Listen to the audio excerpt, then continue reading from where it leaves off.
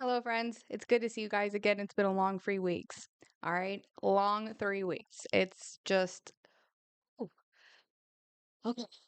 I am back and I'm rocking the Billy Bangs. I'm calling them Billy Bangs because Billy Webb, if you guys don't know, she's amazing. She follows me on X. I follow her on X. Shout out to her for following me because really, actually, shout out to everybody who follows me. Um, Super appreciate all of you. But she recently got bangs and they look great, by the way, Billy. Um, I think bangs are making a comeback. Like I really, they could be a little problematic. Sometimes they get out of order. But I think we should bring the bangs back. So I'm calling them Billy Bangs because it's a good ring to it. Um she does really great work. If you don't know who I'm talking about, Billy Webb, she has done some great work in the Charlie Kirk case. She was looking into talking with the family members of Tyler Robinson and things like that, and really helping out in the case in that area and some other areas. She also does really great commentary, and she also has really great comebacks on X.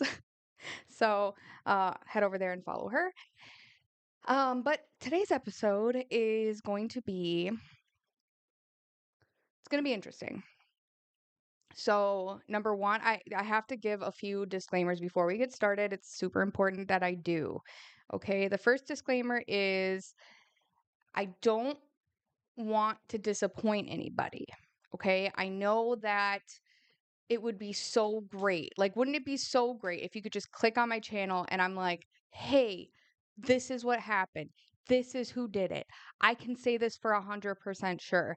And this is it. Like, mwah, that would be perfect. Right. But unfortunately, life doesn't work that way. And I think we're all starting to kind of realize that even in this, as we're watching certain events unfold in front of our eyes. One of them being the Charlie Kirk situation. I mean, we've just now learned that the bullet or whatever the fragment or whatever they're calling it does not match the weapon that they were saying. And then now they're saying that Baron Coleman uncovered rather that there was there's time discrepancies in the timing that he was getting his Miranda rights given, or with the time that he would have or should have been being given those, which I also happen to agree with um, Baron Coleman on that. I do also, it is my opinion that he was being Mirandized at that time. And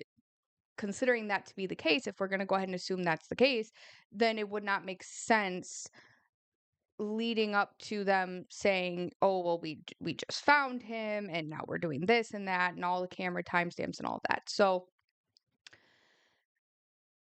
with that being said, we can have all of that evidence, and there still be people come out and say, "Well, no," or this, or just blatantly lie.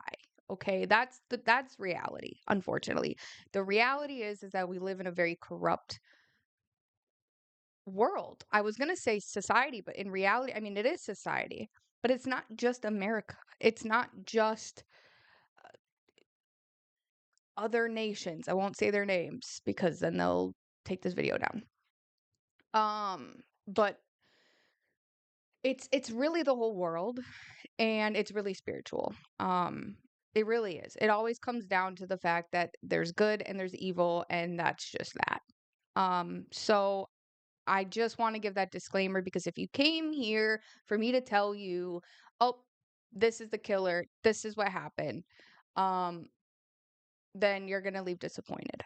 However, if you came here with an open mind to learn new information that you otherwise wouldn't have received, to then form your own opinion about the situation and not eat the Fed slop, because again, I wouldn't take the official narrative of this story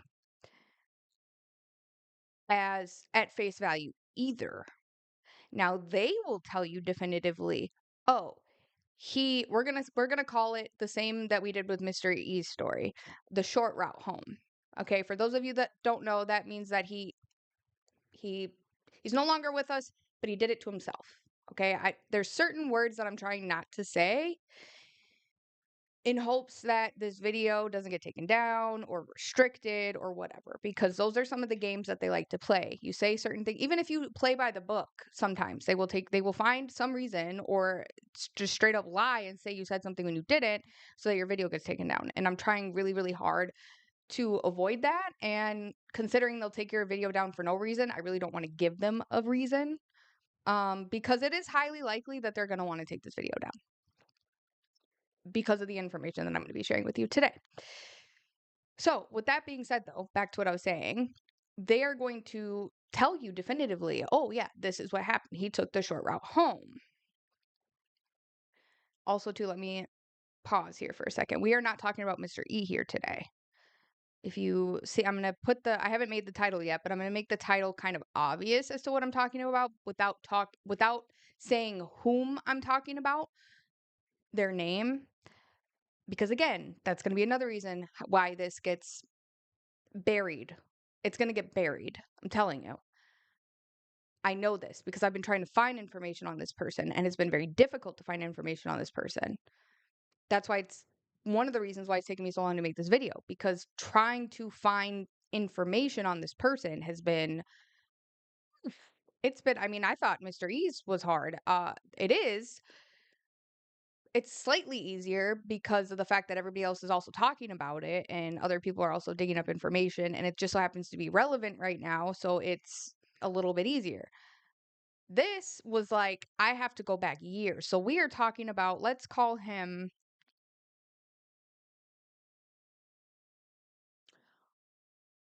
we're going to call him Timmy Turner. Fairly Odd Parents. Okay? But we're taught his actual initials are TC. Okay? So if you know, you know. Okay? If you look at the thumbnail on this video, you'll know who I'm talking about. His initials are TJC. And we're going to call him Timmy Turner. Okay? So if Timmy Turner took the short route home, which I'm just going to come out and right out and say it, I don't believe that. It is my strong opinion that he did not do that. And I have a lot of reasons why, and that's what I'm going to be showing you here in this video. So that's disclaimer number 1. Okay? So disclaimer number 1 is I found new information that leads me to believe that that is not what happened. Okay? There is going to be some facts in this video. There is going to be some speculation in this video. There is going to be some opinions in this video. Some of them are from other people that I found online. Some of them are my own. And some of them are from the official narrative, the Fed's law. Okay. I do believe that with the taking the narrative, other people's opinions, plus my own, the truth is somewhere in between. So, with that being said, I am now declaring that Timmy Turner's case is now an open investigation on my end. I am opening my own personal investigation into this case because I do not feel comfortable with the ending of this case. I do not feel comfortable with it. Now, I will do my very best to be as respectful as I can to the deceased and to his family. I want to be clear here. This is not an intention to slander anyone or make light of something or muddy any waters and try to persuade people one way or another. That's not what this is. I'm looking at publicly available information and forming my own opinion and sharing that with my viewers. That's all this is. I welcome questions. I welcome people to reach out to me, okay? Even if it's friends or family of Timmy Turner's. Um, and they might want to after they see this. They might want to explain their thoughts and opinions and if they agree or disagree. Um, so yeah, I wanted to state that for the record. Um, in addition to that, I want to acknowledge that Timmy Turner was a really he was a very complicated person. I think more complicated than anybody really knows because of the official narrative. They tried to make it seem like it was very clear, cut and dry, and that's what we're gonna get into today. Um, but I do believe that he was a good person, and still, even in his death, he is doing things that are productive to society. For example, he went to he went to Harvard University. He also went to Morehouse um, College, which is a historically known black college. It's an all boys, all male black college. Okay. Um, I I did go to college. I went to a private university, and then I also went to Oklahoma State. But I went during a time when it was like, things were online, all that kind of stuff. And they also, weren't super like, I don't know, prestigious, I guess, like Harvard. It's not Harvard University, right? Morehouse is also very well regarded in in the black community. And I say that because, and it could just be that I'm living under a rock. It could just be that I'm uncultured, and that may be true. Um, and let me just another disclaimer here. I want to say, because Timothy Cunningham is a black male and I'm a white woman, and I'm looking into this case, and he went to a historically known black college, still a black college to this day. There That's going to come up at some point. I don't know if it's going to come up today, but it's going to come up, and I want to make sure that I get it right.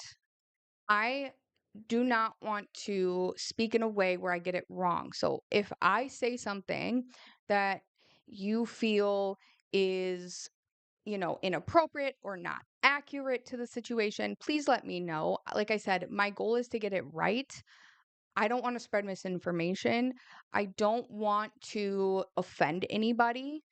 With that being said, if something is factual and it just is what it is, and you just don't like what I'm saying, or you don't like who you're hearing it from, whether it be because I'm a woman, or because of the color of my skin, or whatever reason you decide to come up with, if it's not rooted in accuracy, and it's just you feel like I um shouldn't speak on certain things because of who I am, that I fundamentally disagree with. That is how we got here.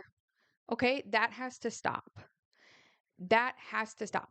So I just want to give a disclaimer. There's going to be moments where I need to comment um on a community that I am not necessarily a direct part of, clearly, but that I found information about, and so I will be giving my opinion on it. And you don't have to agree with my opinion, but just understand that it's rooted in truth, and it's coming from a place of love. Okay? I'm not it's crazy that I feel like I have to share this, because that's literally where we are as a society, but I am not a racist. I never have been. I never will be. As a matter of fact, I actually grew up in, I'm not going to say poverty, but I did grow up in a poorer community, and pretty much, actually, 90% of my neighbors were Black, Hispanic, Asian. There was a time where I was in elementary school where the only people that were in my class that were white was me, just me, and my teacher. Okay. I love the Black community. I love the Hispanic community. Um, my husband's Hispanic, by the way. Not sure if I ever shared that. By the way, shout out to him because he is watching my kids. So you might hear them screaming, running around. God bless him. He's doing his best up there so that I can be here with you today to share this information with you.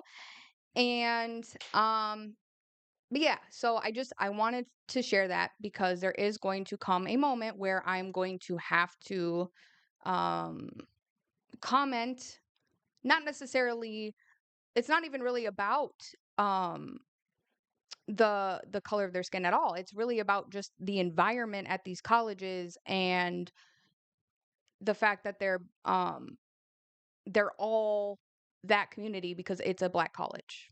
Okay. And just so you know, once we get into that side of things, I want to state it for the record. It's not only Black colleges that have problems. If anything, I would argue that they almost all of them do. If anything, all of them actually do. Yale, Harvard, historically known for having secret societies and weird things going on, all of that kind of stuff. Okay, so for the record, this isn't me attacking just one place because of that. I'm bringing it up because that's where Timmy Turner went. And Timmy Turner was surrounded by a lot of the people from there. And at some point, that will be relevant. Now, last disclaimer, and then we're going to get into this. It's getting kind of long, sorry, but it's important because this is actually going to be this is going to be a long road ahead of us, guys. So buckle in, strap up.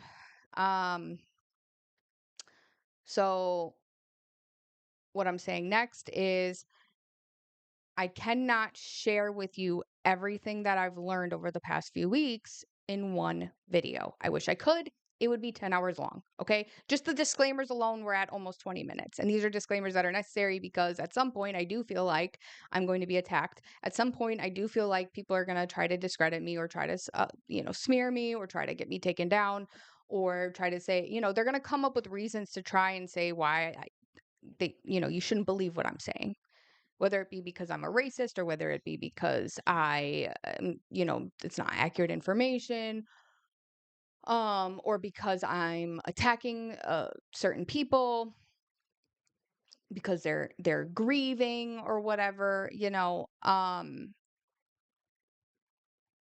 that's why I'm saying this because I already know that's going to happen. And additionally, this is still I'm still investigating things. I have found certain things. And I have a lot of information. I have a lot of screenshots. I have looked into a lot of people.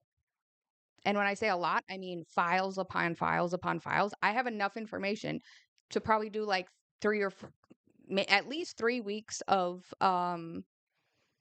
videos, one video a week for 3 weeks on this topic alone. And it just keeps building up because I keep finding more and more information. This rabbit hole goes really deep if you look hard enough.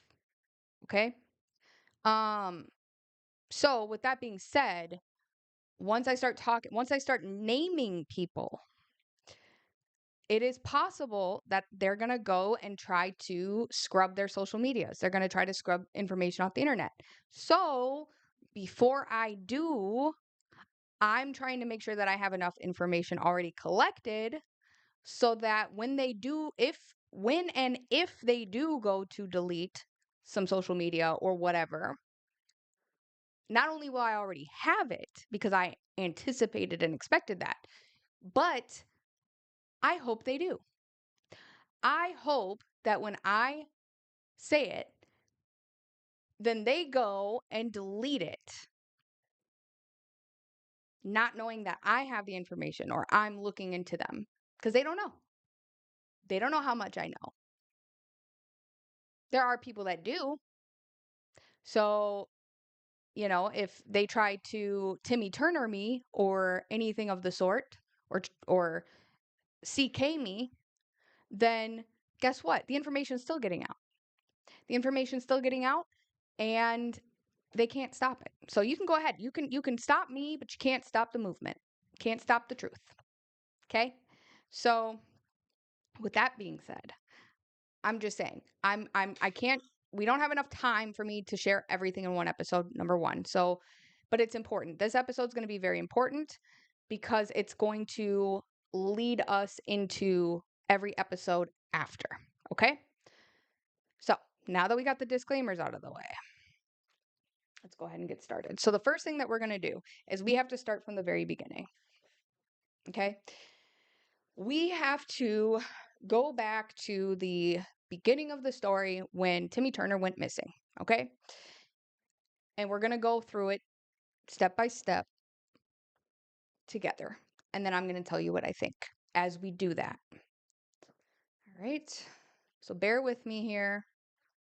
For those of you who already kind of been following the story and kind of know all the information, this is just going to be a refresher, but I think that it's an important refresher, and I think that we need to go over it. I'm going to try to do my best to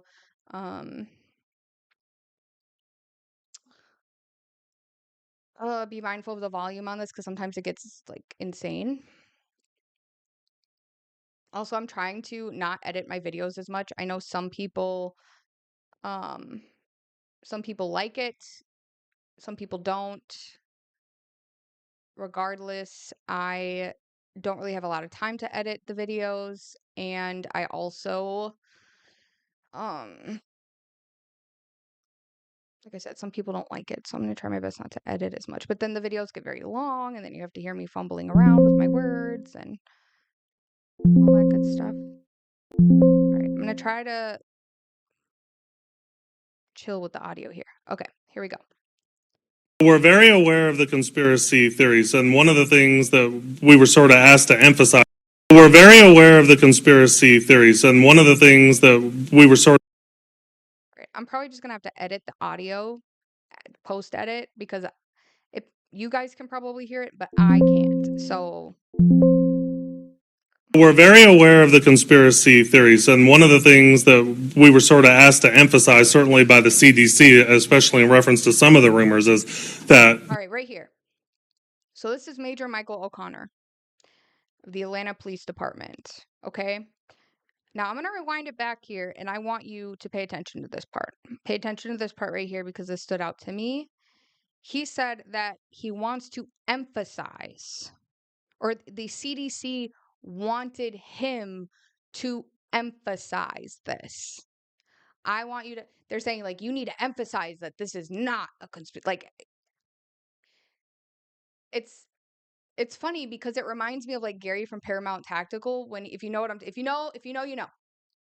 But he like opens up this text message from Andrew Colvett, and he's like, oh, so there's these kids, and see, she was there on this time, and he was like showing everybody the actual text message thread, and then there's like Andrew at the bottom, he's like, don't show this, and he's like, oh, well, I guess I wasn't supposed to show that. So like, it's kind of like the same thing. It's like, you didn't have to tell us that the CDC wants you to emphasize that. Like, you could have just been like, it's not a conspiracy theory. Like, this is what's going on. Like, he wasn't some sort of, mad scientist or whatever. Like, you could have just said that. Like, you did not need to say that the CDC wants to emphasize this. They can do that on their own if they want to. They can put out their own statements. But like, you're speaking on their behalf seems weird to me. Just saying. So I'm gonna rewind this. Just pay attention. Aware of the conspiracy theories, and one of the things that we were sort of asked to emphasize, certainly by the CDC, especially in reference to some of the rumors. Oh, look at that. So we were asked to one of the things we were asked to emphasize, certainly by the CDC. So that means that it's not even just the CDC that's asking this person to emphasize this. Who else is asking you to emphasize this? And why? Like, isn't this supposed to be an open investigation? Why wouldn't that, why is that not being taken into consideration? Keep in mind, Timothy Turner was still missing at this point. So why why wouldn't that be even it's almost as if they're like, we're not even going to consider the fact that he might have known information. And we're putting emphasis on that. And certainly the CDC is too. Okay. Is that Dr. Cunningham worked in the chronic disease unit, which is not the infectious disease unit. He had no access to classified material. He would not be the type of person that, if you kidnapped him and held him, he could give you access to some horrific virus that could be a real problem for all of the rest of us. He wasn't one of those people that works at the CDC. He didn't work in that unit. So they don't believe that his employment would be cause for something like that to occur, because he simply doesn't have access to those types of things. We created a meeting. Okay. Couple things here. Number one, nobody is suggesting that he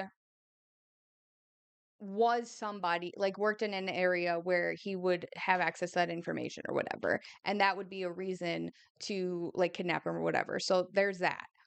Um, they're just simply saying, like, he worked at the CDC. He could have walked into a back room and saw something by mistake. He could have friends who work in, first of all, just because you work in chronic disease, and we're going to get into this, that's what I'm saying, this is going to be a weeks long thing. I'm not going to be able to get into it in this episode, but we're going to get into it. We're going to look into it, like, where did he actually work and what role did he actually have? Okay, because I know, based off of my research, he did a lot more and was a lot more involved than just working in the chronic diseases department for the CDC. He was a lot more involved. He was very involved in the community. He was also involved in politics. Okay? Him and people around him very closely. Okay? That's why we're going to get into these colleges at some point, because that's important. It's related. Okay? Again, information for another video, but just keep that in your mind here. So, they are, what he's doing right here, this is FedSlop, 100% FedSlop. They are telling you what to believe. They're not saying this is an open investigation, everything, this is still on the table, we're looking into this. It could be, because a normal human reaction, like mine just was, is, well, okay, so he didn't work in that department. That doesn't mean he doesn't work at that place at all. It doesn't mean that he didn't happen upon some information. It doesn't mean that somebody didn't send him a message and he wasn't supposed to get. I mean, there's just like no investigation at all. It's basically just that I'm emphasizing that you need to accept this. Where have we seen this before? And just so you know, there's a lot of overlap. I won't say overlap, but there's a lot of pattern here where it is the same. You can see it's the same FedSlop protocol when something like this happens, when there's a cover up. Yes, it is my strong opinion that this is a cover up. And the reason why is because you see this same playbook, and it's a pattern. You see it here, and then you see it in the CK case, where it's like, nope, it was TR, and he was a lone gunman, and that's it, and that's all, and case closed. I'm emphasizing. I'm saying, like, this is what it is, right? Same with the Mr. E files. When Mr. Patel, oh, not in the files that we have. He was not. He was only sending them to himself. Yeah, okay, sure. Anyway, that's what I'm saying. There's this definitive of, like, there's this isn't open for discussion. We're not asking questions. We're not trying to figure it out. They try to make it seem as though, like, behind the scenes that's what they're doing, and then, like, they just come to you and be like, oh, hey, so we looked into it, and, like, this is what it is, and that's it. Case closed. Don't ask questions about it. We're shutting down the conspiracy theories. Okay. So yeah, I just wanted to say that. But yeah, it doesn't matter. They're telling you stuff that doesn't matter. It doesn't matter that he only worked in chronic disease, which again, we'll get into to see if that's even true. But let's say it is. Who cares? Who cares? It doesn't mean that he couldn't have happened upon some information that other people wouldn't want him to have. Okay? So that's irrelevant. It's completely irrelevant. Number one. Number two, the fact that he just like projected, he just straight up projected. He's like, well, nobody would want to, he doesn't know anything that somebody would want to like uh kidnap him and put him at gunpoint. Uh, and it's like, okay, why did you need to mention that? But okay, let's continue.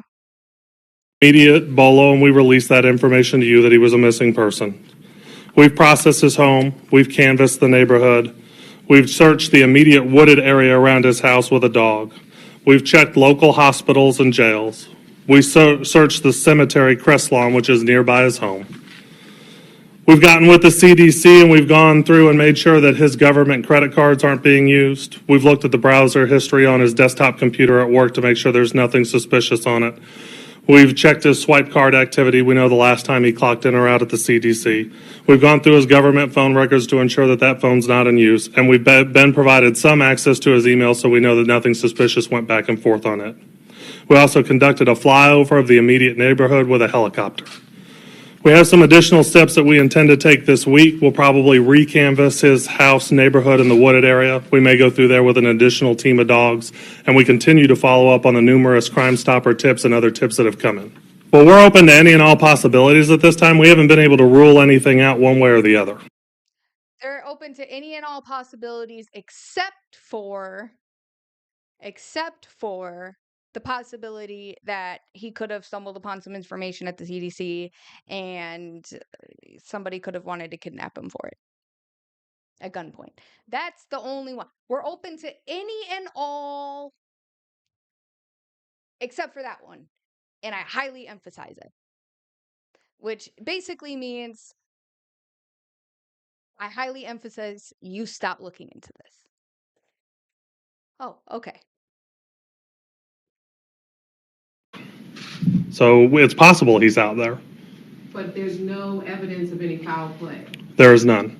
There's no evidence suggesting anything. We have near unprecedented media coverage for a missing person in the city. So we are hoping that this level of media coverage will generate further tips or information that will help us find Dr. Cunningham. And that's really what we're hoping for here. Okay. So I want you to remember, he said, we are looking for any and all information to help find Dr. Cunningham. That's an important piece. I don't know if you want to take notes during this or not. But if you do, that would be an important thing to write down because, I think we can get into it in this video. So he ended up obviously being found. If you don't know, sorry. But he was found deceased, on the side of a river, um, the Chattahoochee River in Atlanta, Georgia, which is near his home. He was found by two fishermen, apparently. Who these fishermen are, we don't know. They never said their names. You never seen them in a press conference. I've never heard of them, seen them. I can't find out who they are. I have spent days, weeks. Who they are, I have no idea. I found that to be odd in and of itself. But some of the only information that I did find about them is that they were apparently, it was reported that they were not entitled to the reward money that they had put forward and their reasoning for that was because the money was to find information on who was responsible for him going missing. Which is weird because it's like the amount of times they state they have no reason to believe that there's foul play. They have no reason to believe that this was anything other than him taking the short route home, blah, blah, blah. And it's like, okay, so then people find him, and then you're like, oh, well, we were looking for a killer, and you didn't find that, so you don't get the reward money. And it's like, okay, but there isn't, you're saying that he took the short route home, so, and we found him, and if he did it, then technically we did find him. I find it to be so bizarre, especially when they're like, oh yeah, well, we're looking, we're looking uh for anything from anybody to help find him. Like, we just want to find him, right? Then these fishermen come forward, find him, and they're like, oh, well, you didn't find we were looking for a murderer, is what they said. Like, you didn't find the murderer, so we're not giving you the money. I mean, if he took care of himself, then wouldn't, I'm sorry, what? But then so that's another thing too. I want to state for the record here, moving forward, you're going to see that there's a lot of contradictions, which again is another red flag for me as to why this is FedSop and why I don't believe it. Because there is constant contradictions, and we're going to find that as we move forward throughout this case over and over. Okay? What that tells me is that there's a cover up. When there's that many contradictions, there's that many coincidences, nothing makes sense. It's a cover up. Okay? So anyway, moving on here. So now we know that he has been found, right? This is going to be the press conference where they find him. Okay? Now, we should keep track of the amount of times that they say no foul play is they don't suspect any foul play here. I'm gonna count. I'm gonna keep a calculator here, and I'm gonna count how many times they say it, because I haven't actually done that yet, and I was just curious. It's something I'm curious about. Not that it's because it's definitive information, but I think it's, just kind of, I'm curious. Let me get my calculator up here. Hold on one second, guys.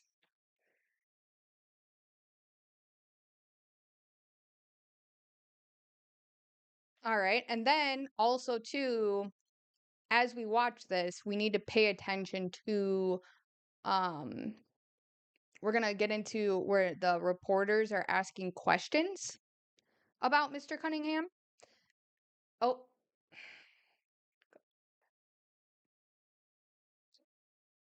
Mr. Turner. All right. Yeah. Timmy Turner. And I think their questions are leading questions. I think that they are plants, and it's important for us to look at it through that lens, because that is my personal opinion. It's a strong opinion of mine, actually. So, because of the way that they're wording their questions and the type of question they're asking and it's at the time they're asking it. Okay. So they are asking this question after they've just found out. This is the official press conference of them coming out and saying, we found the body. This is what we believe at this time. Okay. I am Dr. Jan Gorniak, and that's G. She is talking very quietly. Again, I'm going to have to edit this audio post because I can't hear a thing, but I'm sure it's like extremely loud for you guys. Good afternoon. I am Dr. Jan Gorniak, and that's Gorniak, and I'm the Fulton County Chief Medical Examiner. So today I'm here to tell you about the information about the body that was recovered from the Chattahoochee the other evening. So the body was positively ID'd today by dental records as Mr. Timothy Cunningham. Yesterday, the autopsy was performed, and we had a tentative ID based on body identification marks. So the autopsy was completed yesterday afternoon. There was no signs of any foul play. Right now, the preliminary cause of death is drowning, but since the investigation is still open, we do not have a manner of death as whether it's an accident, suicide, or anything other than that. All right, so I just want to point out the dental records. So they said they initially ID'd him from body markings. Now, I found information that the fisherman said that he had a tattoo on his ankle. Okay. Um, why wouldn't she just say, based off of the tattoo, we were able to ID his body? And then after that, we used the police department, by the way. They were able to identify him based off of dental markings. So why would you say body markings and not tattoo? Because a tattoo is, I mean, if you find a body and it has the exact same tattoo as the person who had the tattoo, that can't be re-replicated really, or easily, or at all. Also, information that you may not be aware of, because I wasn't. They actually found, as they were trying to find Timmy Turner, they ended up discovering, I think it was like 3 or 4 other bodies in this river. In the 2-month duration that this man was missing. He went missing on I believe the last time he was seen was the 12th of February. And then he's found on April 3rd. In that time frame of them looking for him, they found 4 other dead bodies, which I haven't been able to find any information on. To be fair, I haven't really looked into it, and I think I should, just to see like what was there any reports about this? I mean, like how many like you found 4 dead bodies, and then like Tim's would be like the 5th one in a span of a month or two. Why is this not like? Do you have a serial? That's another thing. Like, why was that not even considered then? Like, do you guys have a serial killer on the loose? Like, what is going on that you're finding 4 dead bodies in the span of 2 months? And why was that not mentioned in this press conference? It's just crazy to me. Crazy to me. Um, but yeah, there was reports that like they would call the parents, be like, "Oh, we think we found him," and then they're like, "Oh, sorry, it's not him, someone else." I'm sure that was distressing for them to think like, "Oh, they found our son," and then, oh, guess it was someone else. But yeah, I do find it to be a little suspicious, actually highly suspicious, that you ID'd him off body markings, but it was a tattoo. So he either had the tattoo or he didn't. So one of the questions that I have for that I would have if I was in contact with friends or family of his would be, did he have a tattoo and what was the tattoo of, and do you have a picture of it?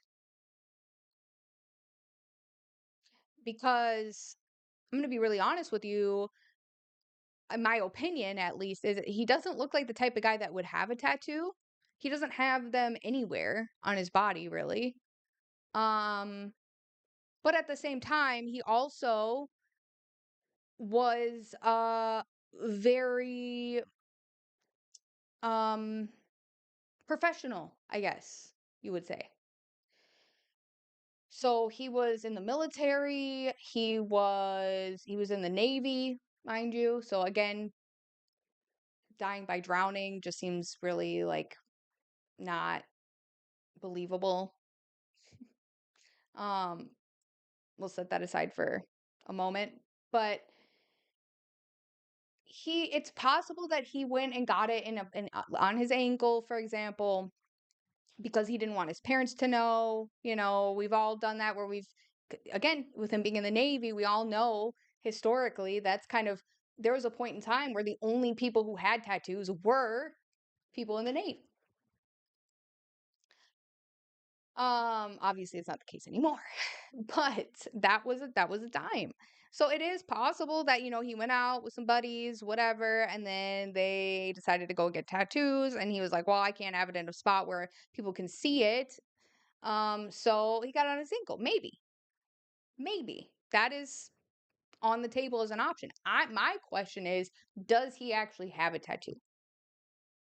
I would like to know that information. I would also like to know who these fishermen were and what they actually saw and what they actually found. I don't believe that I have no reason to believe that they even exist. I haven't seen who they are. I haven't seen them give a statement. I haven't seen them do a conference. I haven't seen them say anything on social media. I haven't seen anything. You would think that they would be like, oh my gosh, yeah, that was crazy. Or you would think the reporters would want to interview them. Like, oh, what did you see? I mean, the reporters are so quick to shove a microphone in someone's face after there's been a school, you know, event. I won't say what it is, but they'll shove a microphone right in your face and be like, so what did you see? They'll ask like a 5-year-old kid and be like, are you okay? What did you see?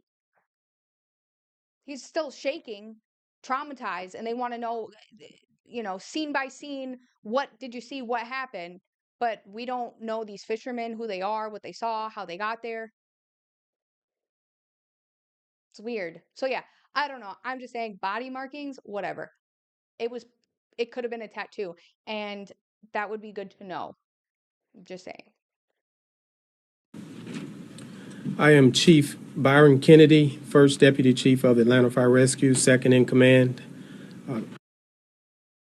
Watch what magnesium does to your bowels. If you have to wipe 1,000,000 times after you poop, here's why. The Mayo Clinic confirms that stuck poop. Real quickly, I have a couple of individuals. Okay, so look, I'm not even going to edit this out. I'm going to leave this in because not only is it hilarious, but it's very telling. It's very telling. So number one, I'm using my Veiled Reckoning YouTube account. I do have another account that doesn't have ads, but I don't want to use that one. Because I don't want people to know what that account is. I'm just being honest. Sorry. I have a burner account. Okay, sue me. But we are only 40. We are a minute into this video. We are a minute into this video, and we're already getting another ad. They played an ad before I even started this video. And then now they're doing another ad right as I'm about to press play again, as this guy is about to start talking. And then, did you see what the ad was about? Like, really? I'm telling you guys, there's something to these ads, man. There's something to these. It's just so weird. Anyway, I'm gonna rewind it a little bit so that we can not be interrupted by the ad. Thank you very much. Or anything other than that. I am Chief Byron Kennedy, First Deputy Chief of Atlanta Fire Rescue, second in command. Real quickly, I have a couple of individuals here who are from one of our specialized units. That specialized unit is what we refer to as a swift water rescue team. It's also a dive team as well. Those individuals were deployed to the incident. One of the great things about what we try to do on a daily basis or weekly basis or monthly basis is by getting our personnel, Atlanta Fire Rescue Department, as well as Atlanta Police Department, working together closely, training together just for incidents such as this. Okay, so if you're taking notes, he said that the Atlanta Police Department and the Atlanta Fire Department train together for situations like this. They train, so they work together specifically for situations like this. That's important to know moving forward. I'm going to call up next Sergeant Stafford as well as Sergeant Hofstetter as well. Both of those individuals were on the scene as this took place. Also, too, If any of you guys are into the eyebrow conspiracy theories, take a look at this guy's eyebrows. Zoom in here. See that? This one's kind of pointing up a little bit. It's like shaved halfway. This one's shaved halfway. Like they're definitely obviously uh this isn't natural. This isn't his natural eyebrow. It's obviously been waxed.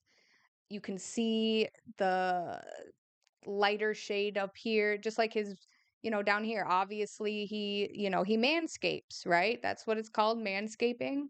Yeah, you can tell that. But like, why do your eyebrows, why did you cut half of them off? They're super thin and then it's like sticking up here a little bit. Look at that.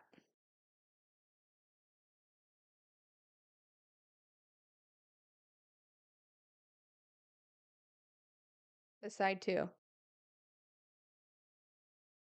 Now this is so some of this stuff, like I said, some of this stuff is gonna be out in the, for some of you people, it's gonna be like out in the woods, and you're like, whatever. I don't play into that stuff. Maybe he didn't, you know, fix his face up right or something that day. I'm not gonna look too much into that, but I'm just saying it should be considered. It should be on the table. It's just something I noticed. Not gonna go into the weeds on it. That's a whole nother realm of the spectrum that we might go down on a different day. After we get through with this series. But uh, yeah, there's something to that, I think. Of our rescue department, as well as Atlanta Police Department, working together closely, training together just for incidents such as this. I'm going to call up next Sergeant Stafford as well as Sergeant Hofstetter as well. Both of those individuals were on the scene as this took place. Thank you, Chief. Could you both spell your names so we have All right, them on so the this video? is Sergeant Cortez Stafford, I believe. And he later on, and I will find this information on a different episode here, so we'll get into that later. But he actually um said at one point, I don't know if it was during an interview or what, but he said that he knew Timmy Turner, that they went to school together at Morehouse University. Okay. So, again, if you're taking notes, that would be a note. That's a data point, as they call it. Absolutely. Sergeant Cortez Stafford, Atlanta Fire Department, Public Information Officer, Cortez Stafford. Thank you. I wanted to talk briefly about the Atlanta Fire Department's role in the search and recovery of Mr. Tim Cunningham. Again, look at the eyebrows. Why are they pointed up like that? I mean, that could just be the natural shape of his eyebrows, but it's just. On February 23rd, the Atlanta Fire Rescue Department did, in fact, search the Chattahoochee River from Marietta Boulevard downstream going south to Donald E. Hollowell Parkway, which is close to where Mr. Cunningham's body was found. Doing that search back on February 23rd, we did not find any indication or signs of a body being in the river at that time. We did a very thorough search along the riverbanks, both sides of the riverbanks, upstream and downstream, and did not encounter any indication that we discovered a body there. Okay. Now, I'm going to check this video because I don't know if it was a comment in this one or if it was a different one, but I took a screenshot of it and I'll post it in the post editing so that you can see yeah.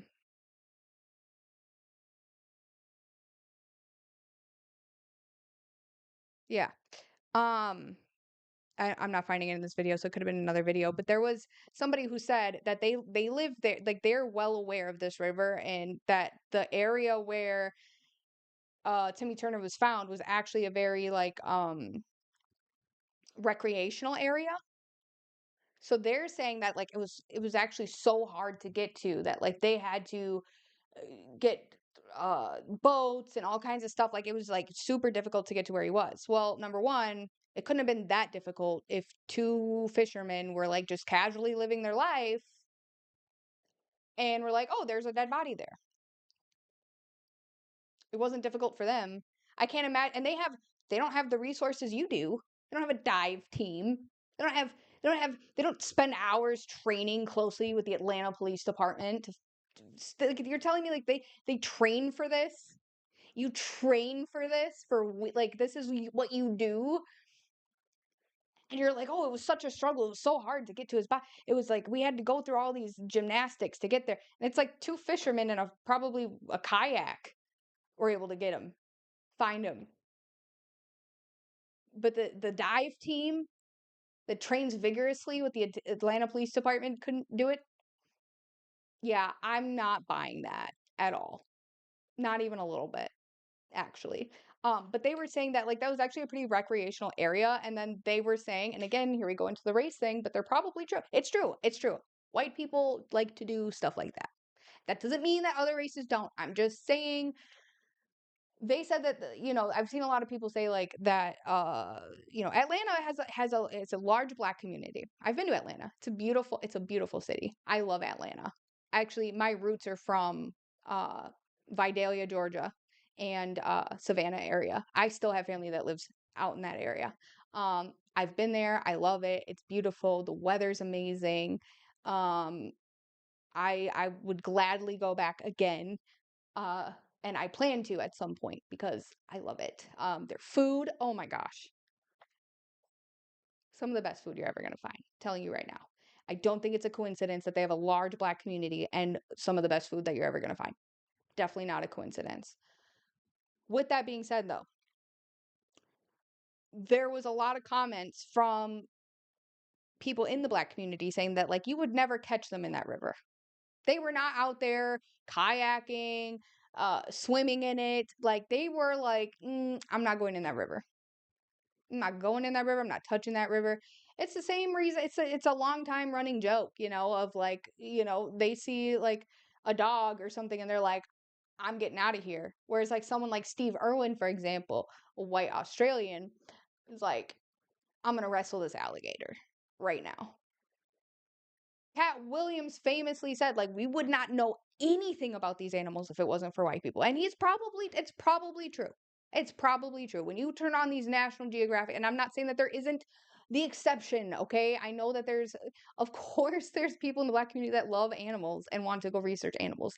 It's a stereotype that happens to be um majority true, okay? You don't look, as a white person, I will tell you, there's a lot of white people that I know that just have like way too many animals than they should.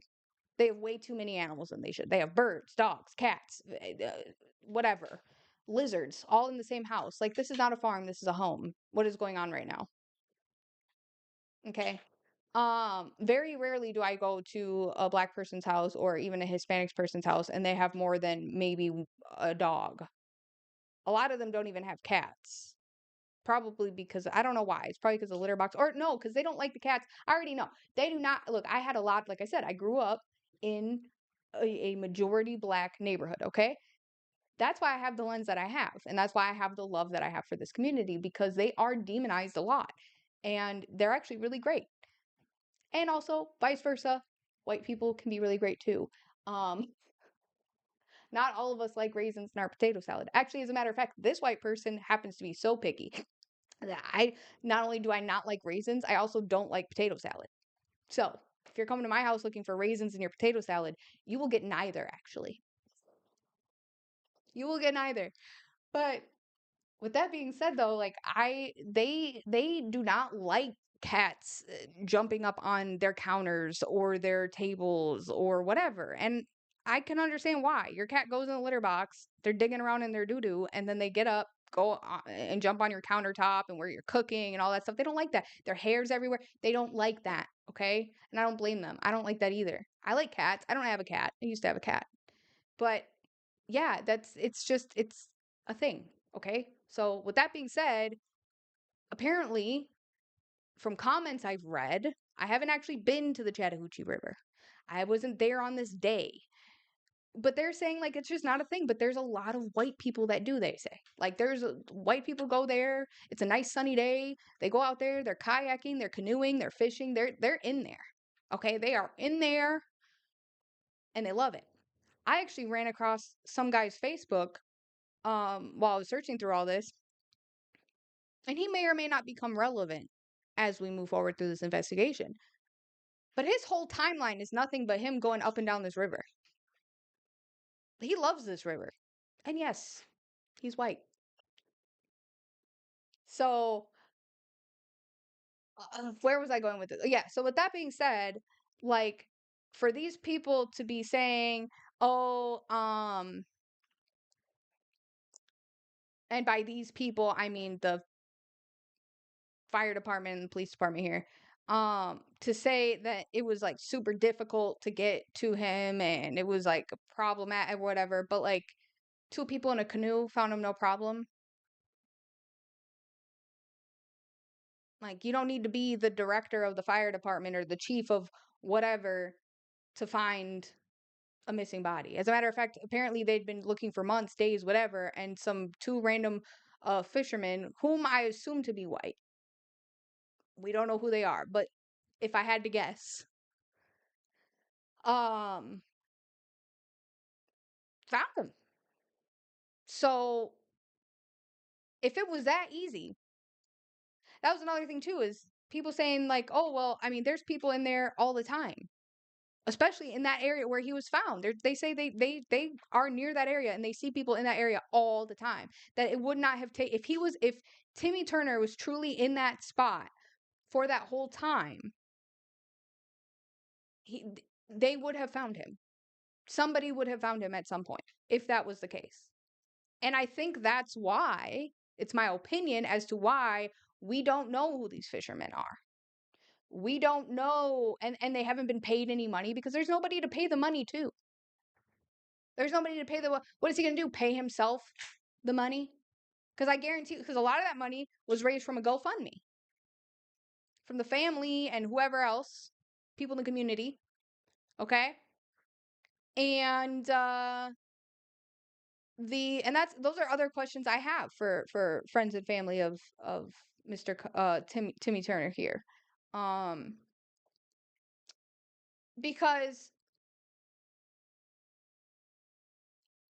how did we go from we're looking for him, we want all information, we have a reward for any if you find him, to, oh well, you found him but you didn't find, we were looking for a murderer, and since there wasn't one and you didn't find that, then you don't get the reward money. Okay. Or is it that the family was like, okay, well, we have all this, we've raised all this money, so now what? And the police department and fire department or whoever department is like, well, I mean, I guess they could have just taken it, but the family would probably be like, oh, well, we want to know who it's going to. We want to hand it to them. We want to thank them. We want to, here you go. Here's this reward. Thank you so much. I know you didn't find him alive or whatever, but like, we did say that, we would give a reward if you found him. It's still close. I mean, at the end of the day, it's still closure, right? Like, imagine if he was still missing right now. Imagine thinking that, he's been kidnapped, he's in an underground bunker somewhere, tied up, you don't know what's going on,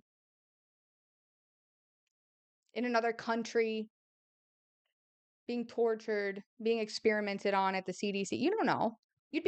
Thoughts would be running through your mind constantly. You would never be able to just let it go. And even this, I mean, I understand it's a very like weird situation. None of it makes sense.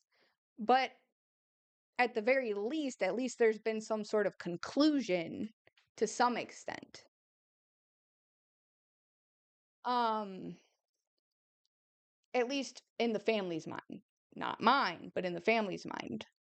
So I can imagine that they're like, okay, cool, thank you for finding him. Here's the money that we promised. But then if there's nobody to give the money to, that might be why they came up with a reason not to pay out the reward money, because I'm sure all of the people who donated, it might not even be the family that is trying to figure out who to give the money to. It's probably all the people that donated wondering if the person got their reward money, because people who donate want to know where their money's going to. So I wonder if they got refunded.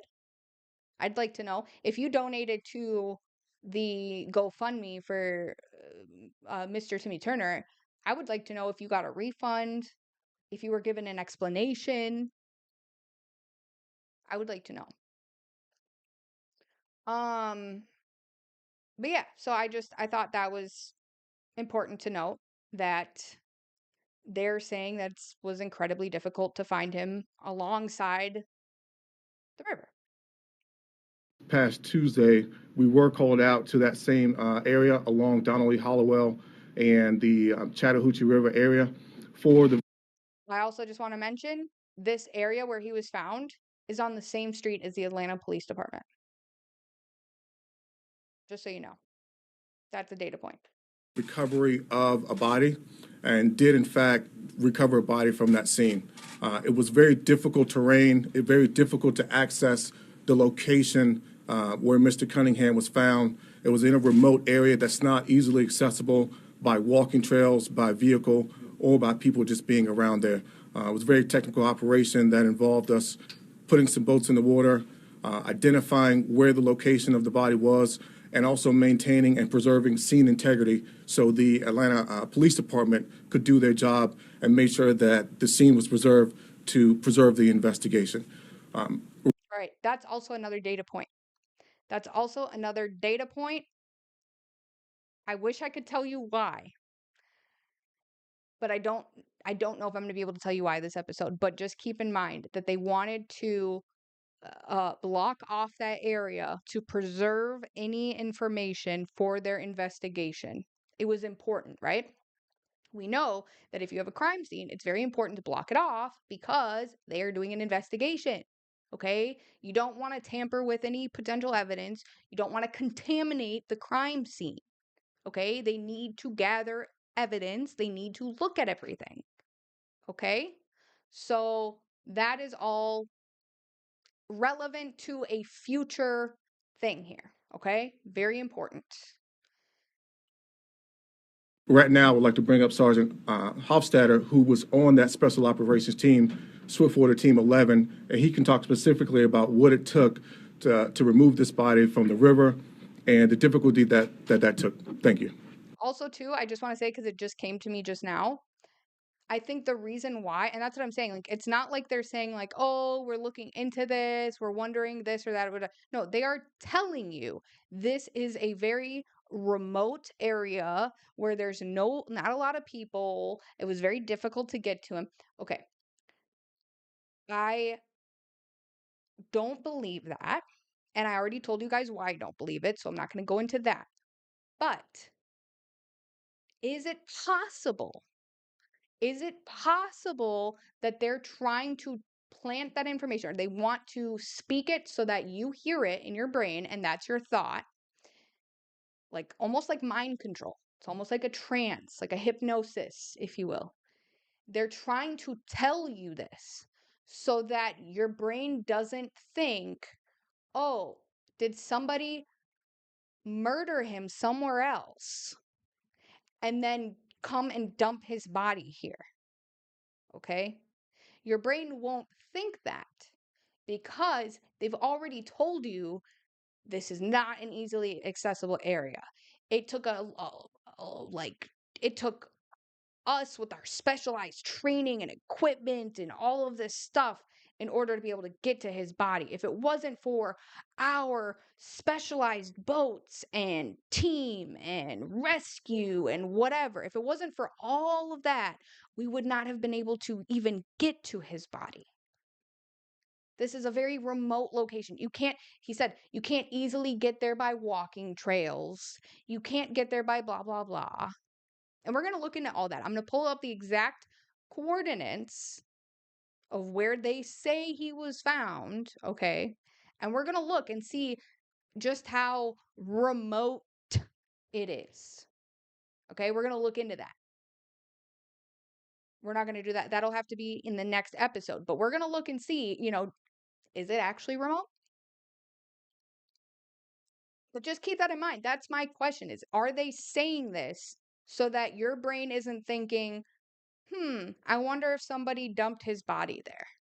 Because they don't want you to think that. They want you to think that he drowned in that river and that he did that to himself. That's what they want you to believe.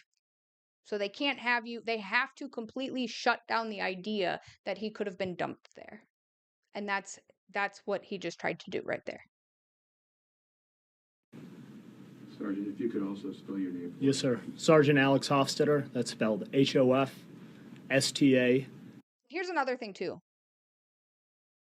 Why do you need this many people to tell you the same story over and over? We have the medical examiner there saying, what she found and how they identified him.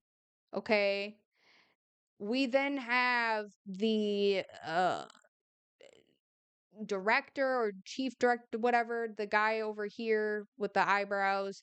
He gives his stance. He really didn't have much to say other than my team went out there and then, whatever, and found him and this and that. Then we have this guy, he comes out, Cortez, and he tells us all of that information. And now we have another guy then tell you. So it's like, why do we need this many people? Why do you not have? It's almost like they're trying to make it seem as though they did like such a thorough job. Like we have this many people coming to tell you this information. And it's just very weird. And look at their body language too. I mean, this guy, he's like standing, he's looking straight up in formation, almost like he's military like in form. This guy too, standing here with his hands like this. Okay? She's over here. She looks her whole demeanor is she looks scared to me. Okay? While she was talking, she looked kind of scared, nervous. Okay? This guy, he gives me the vibes that he's there to make sure that everybody's in check, that they all say what they're supposed to say.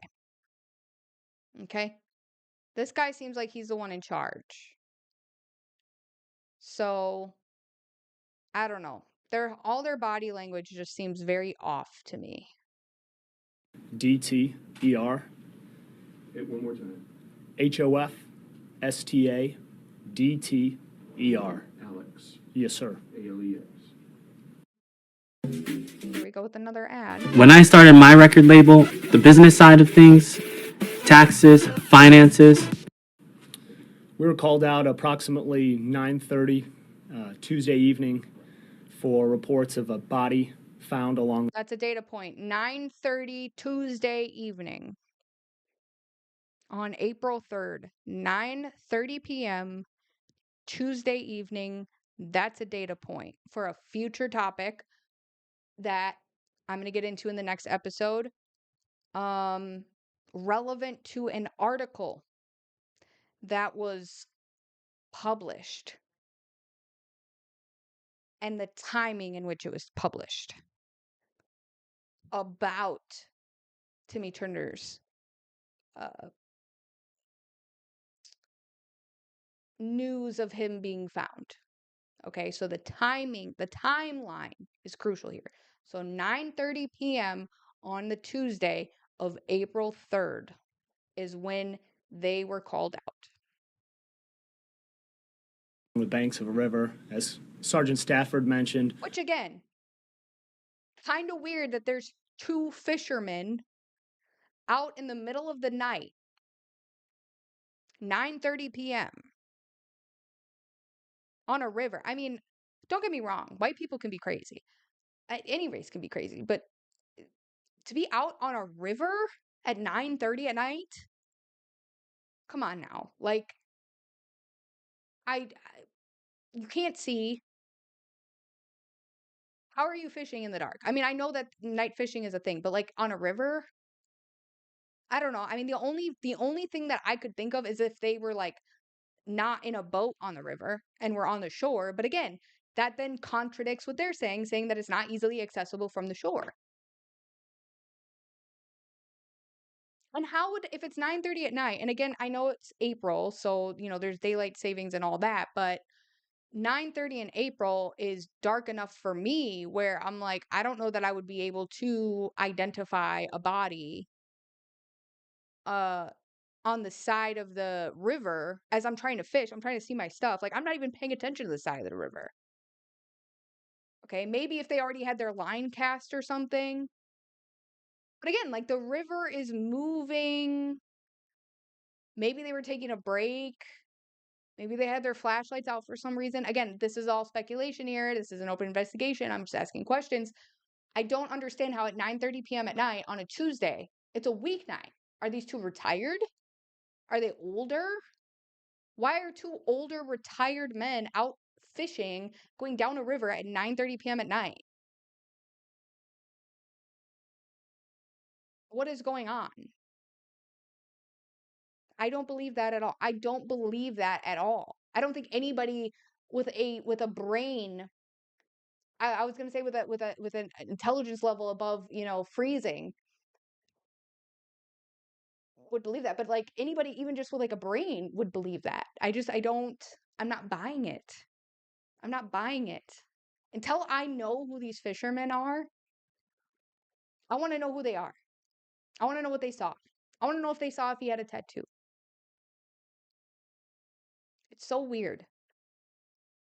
We had some real operational challenges. Basically, the area was inaccessible through walking. We had to actually put in about 200 yards upstream. Look at that. Again, we now have another person inaccessible by walking. He looks very nervous. He's looking like he's like, oh, I really don't want to say the wrong thing. He's sweating. He seems very nervous here. Okay. But again, we're now jamming this information. Inaccessible by walking. We had to go 200 yards upstream. Like, did the fishermen have to do that? Did they have to do that? And on top of that, they were obviously able to get close enough to be able to say that he had a tattoo on his ankle. So they were able to get near his body close enough in order to identify the fact that he had a tattoo. Okay? Why is it so difficult for you to get to him? I don't. To also find a point to launch the boat, which was part of the struggle. There was no easy access to the area, so we deemed it best to deploy our rapid deployment craft, which was very maneuverable. It was the easiest way to get it into the water. And then we also had to deal with some of the challenges of the current and the conditions of the water. All of these made it extremely difficult to gain access to Mr. Cunningham. Do you have any further? So if there was a current and it was difficult just to even get into the water, and it was difficult to even just like get in there and just to go in the water and go looking for something. You mean to tell me that it was easy for two people to be out fishing at 9:30 p.m. at night on a Tuesday? In the river turning up on a Tuesday? Is that what you're telling me? That's what we're doing? And it was easy like for them, but like not, it was like so difficult for you guys. There was like a current and there was all this stuff and it was just so. Further questions? Why were you focused on that area? We're going to let All right, so I need to so they're about to start asking questions now, and it's very difficult for me to hear on my end here because I don't have high-tech equipment, guys. I have a laptop and the speakers are like trash. So let's see. I'm going to try to listen into these questions because I think they're relevant. So let's listen to this first question here. All of these made it extremely difficult to gain access to Mr. Cunningham. Do you have any further questions? Why were you focused on that area? We're going to let Major Connor speak next. Okay, so right there. Any further questions? Number one, nobody had even asked a question. They came out and were talking. We're like, okay, we're going to let this person talk. We're going to let this person talk. We're going to let this person talk. That was the first, like, nobody had even asked a question. You see? So they already felt as though they were answering questions, right? So they weren't giving you a report on their investigation and what they've come to the conclusion of.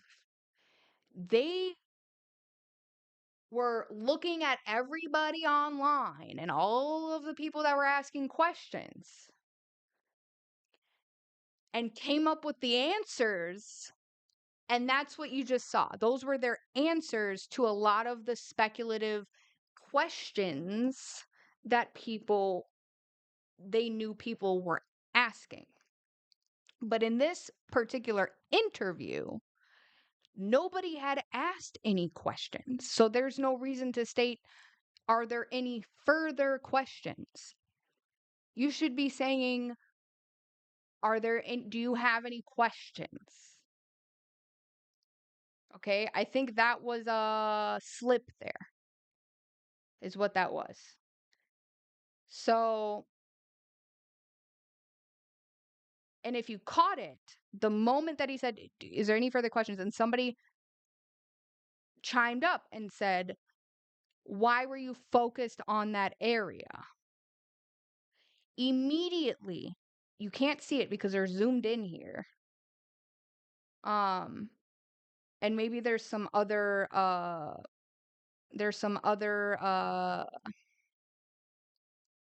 video from a different news station that was also that maybe has like a more wider angle where we can see their reactions to this. But you'll see here, if you notice, that they are uh-oh, I just realized my camera's been off. I wonder for how long. Oh, let's see. Okay, well, here, I'm just going to switch to my laptop camera for now because for some reason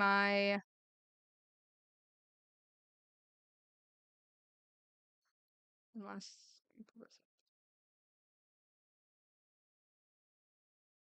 I don't know why it disconnected.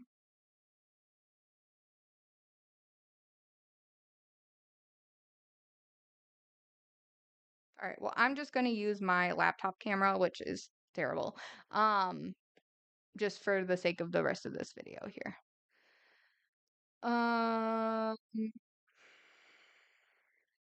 If it will let me even do that.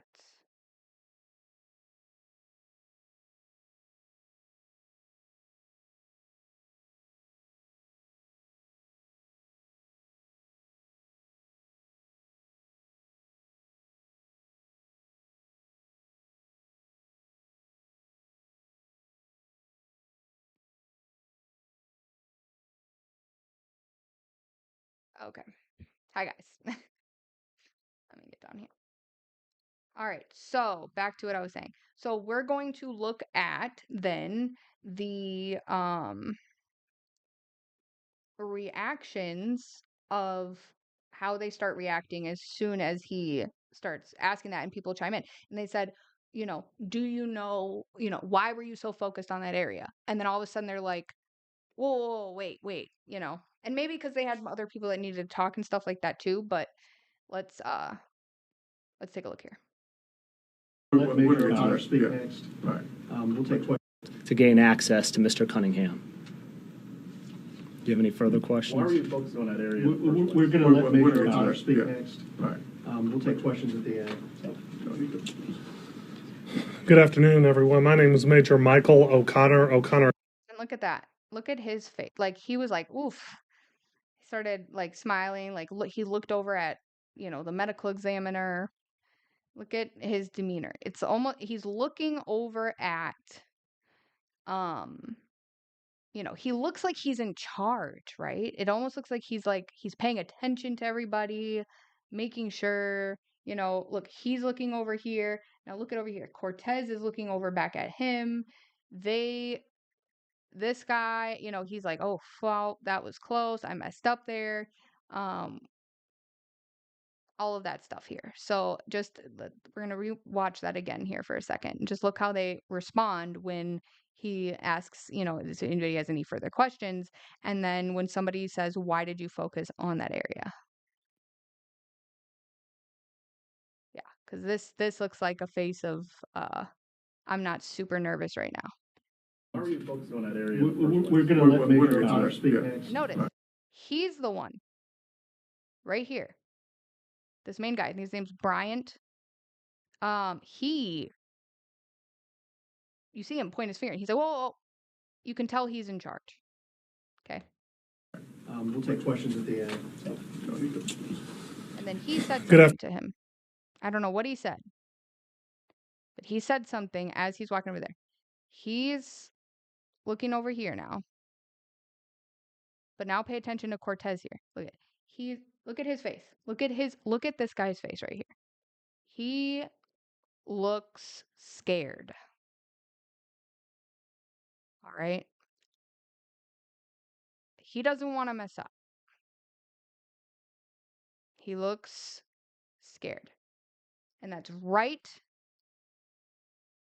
as Cortez says something to him in his ear. We're going to go back. Do you have any further questions? Why are you focused on that area? We're gonna let Major Connor speak next. Right. We'll take questions at the end. So he turns. Good afternoon. He said something, and now look at his face. I wonder what he said. I wish I could slow it down. Yeah, let's slow it down. Oh, on my other YouTube account, I can slow it down really slow. Maybe I can hear too. Yeah, I can. Sweet. Okay. Let's slow it down here. I'm so curious. Let's just watch this here. This is all, by the way, this is all organic. I haven't done this before. I just noticed this just now. So that's what I'm saying. A lot of this stuff takes a lot of time because I have had to rewatch some of the same videos, the same news clips over and over and over and over and over. I'll listen to it on my lunch break. I'll listen to it at the store over and over and over until I can pick up at some point. I'm like, that's an inconsistency. That doesn't make sense.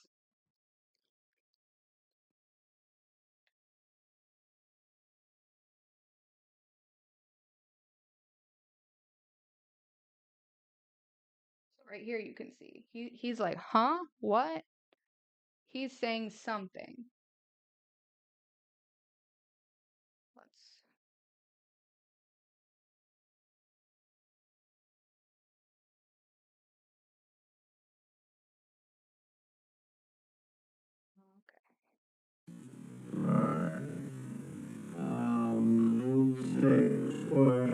He's waving him over here.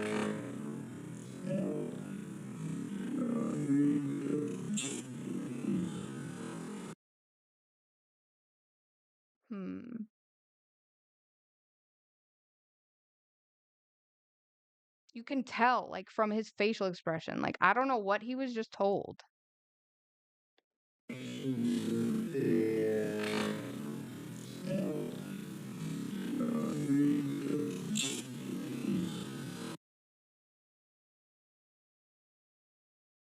Yeah, I don't know.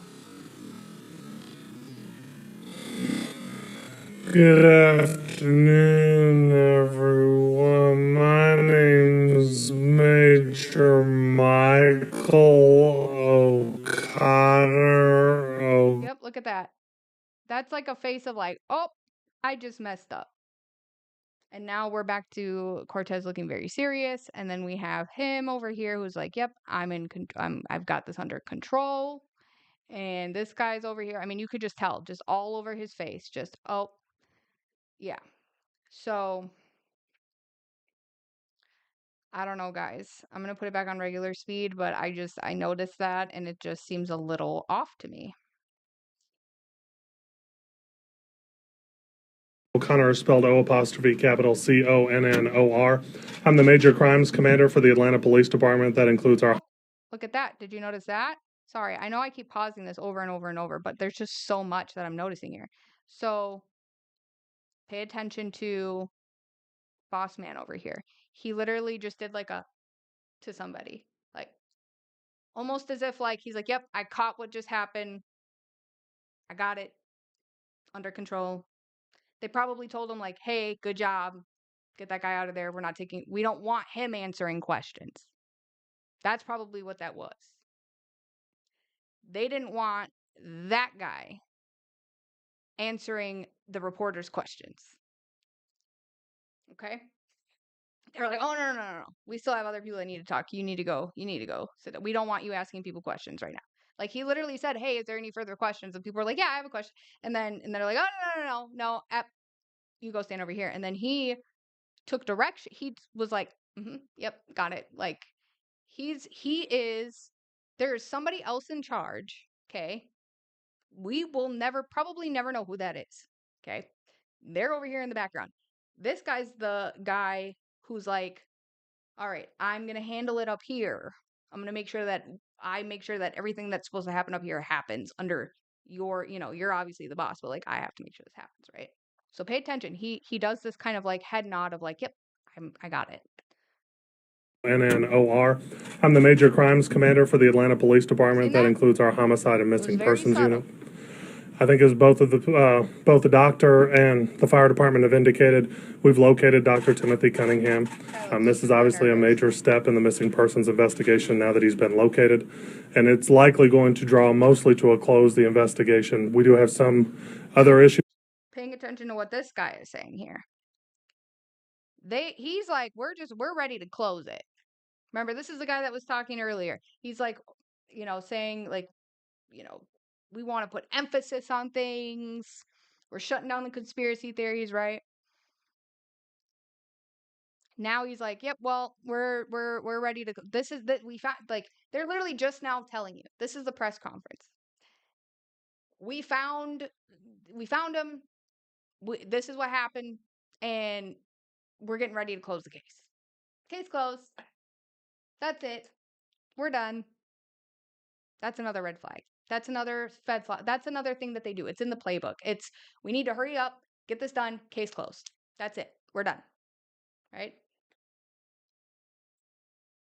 This is obviously a major step in the missing persons investigation now that he's been located, and it's likely going to draw mostly to a close the investigation. We do have some other issues that we need to take up, but at this point, we have no indication of foul play involving Dr. Cunningham.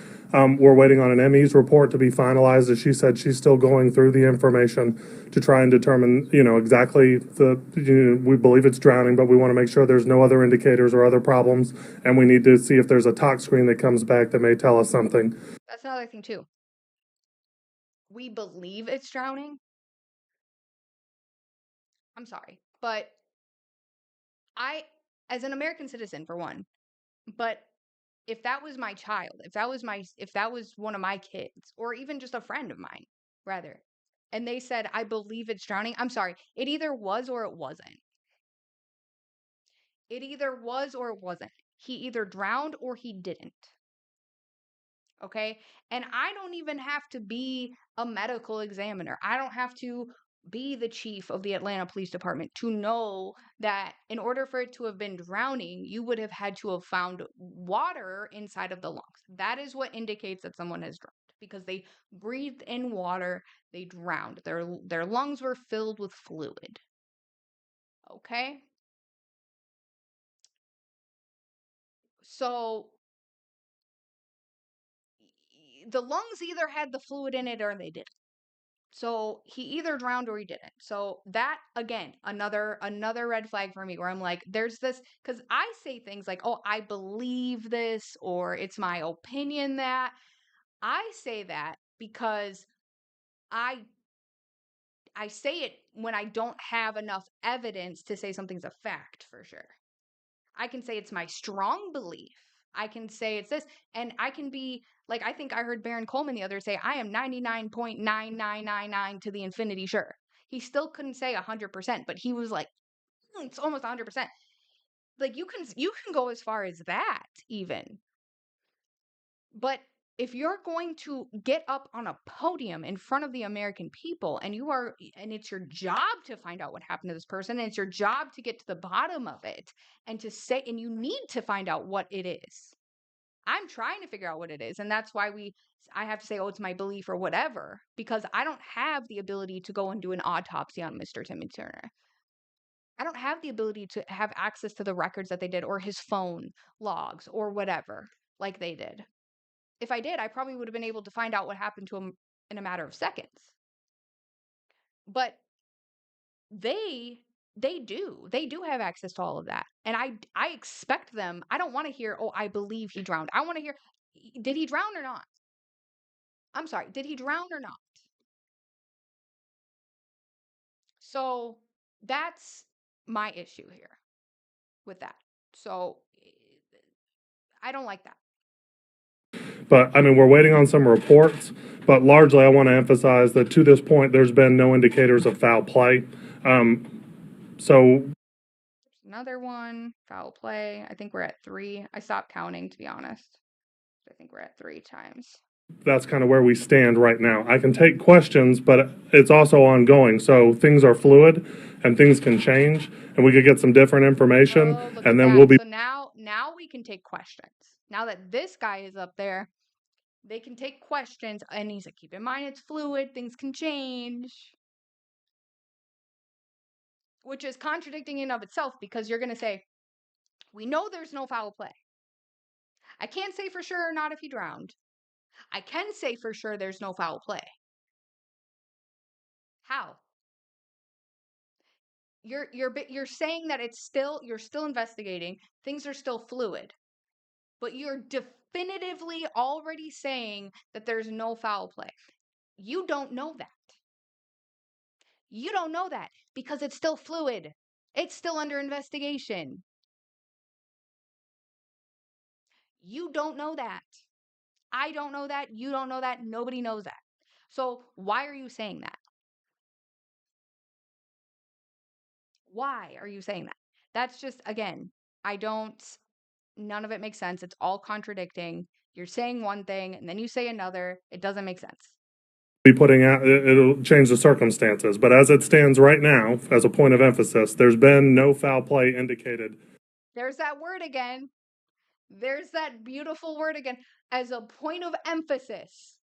Again, remember, he did this before when he was missing, and he's like, we want to emphasize that there's no conspiracy. Stop thinking, stop asking, stop looking. I am emphasizing. This is a point of emphasis. There is no foul play. Again, that's another one. We're going to add it to the calculator. So then we get 4 times.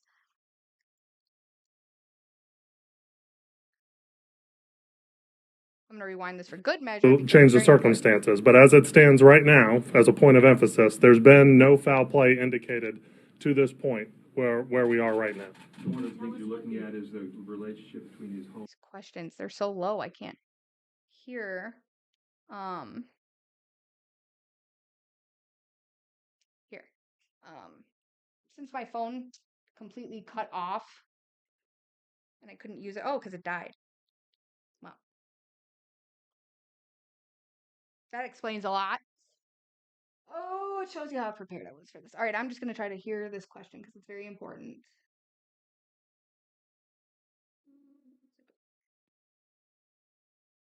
Home and the river and This point where we are right now. one of the things you're looking at is the relationship between his home Oh my gosh, and the guys, river. I can't hear this at all. This is not good.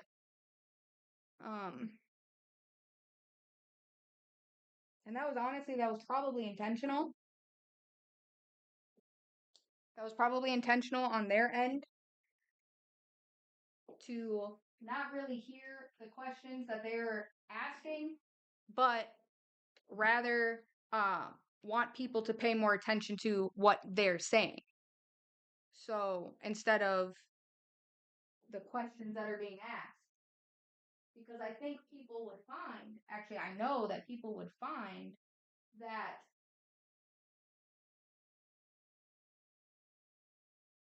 this is charging. Yeah. I know that people would find that they wouldn't that these questions are kind of leading questions. It's almost like they're asking the questions that they were told to ask, not questions that they actually have. Okay, my phone's back on now. So I'm just going to pull this up on my phone because it's louder, so that I can hear. I'm sure you guys can hear the question, and if you can't, then I will repeat it for you here anyway, so that you know what the question was. So at what point in the video are we? We're at 6 minutes and 29 seconds. Okay. How we found out was 6 minutes and 29 seconds. Here we go.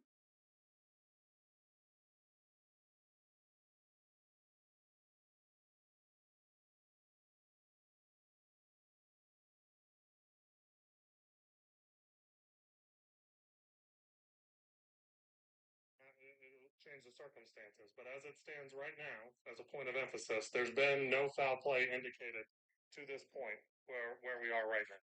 So one of the things you're looking at is the relationship between his home and the river and where he might have gone in and that kind of thing, or where are you with kind of a step-by-step scenario of what could have happened? So the river's not that far from his home, although the exact Okay, so he asked, can you tell us if there's any like significance or in relation to where his home was and it being near the river?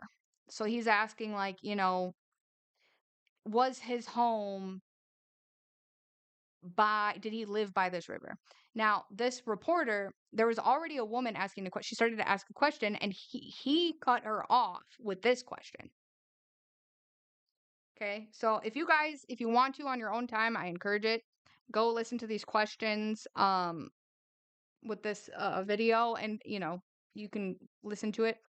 But yeah, I wonder what question she was going to ask, and then his question I do think might be a leading question, because I think they tried to use the fact that this river was near his home as a reason to believe that he would use this as a way to take the short route home. Keep in mind, guys, it's very difficult to take the short route home that way. Okay, your body's natural response is to not drown. You would have to like weigh yourself down. And of all the ways to do it, I mean, we're talking about somebody who is incredibly intelligent. Okay, he was gifted even, and I think that might be one of the reasons why he's no longer with us. Okay. Um, it seems as though being gifted in this world means that you're used for certain things, and if you don't do the certain things that you're supposed to be doing, then they discard you. Um, so that's a pattern that I'm noticing here with people who are labeled as gifted. It's almost a curse to be gifted, it seems. But with that being said, um, they're using the fact that his home was here. So I think that was a question intentionally asked so that they could then talk about um, why the fact that this river is near his home is relevant. Okay. So we'll listen to his answer here. Might have gone in and that kind of thing, or where are you with kind of a step-by-step scenario of what could have happened to you? So the river's not that far from his home, although the exact distance I don't know. And we do know that he was a jogger, and he was wearing his favorite jogging shoes at the time that he was found. That's another thing too. How do you know that he was a jogger? And how do you know that he was wearing his favorite jogging shoes? How do you know that? How do you know that? And I have my own, I'm not going to go into it on this video because we don't have enough time, but I actually don't think that he was a jogger. I don't think that he was a jogger. I don't. Out of all the things that I've found and all of the things that I've been seeing, and all of the digging that I've done, I have no reason to believe that he was a jogger at all. At least during this time. There might have been a time in his life where he was a jogger, but not at this time. Um, I also don't I think that the whole like favorite jogging shoes thing was I think it's a bit of I don't know if it's called a red herring. I don't know if that's the correct term or what, but I think it was just a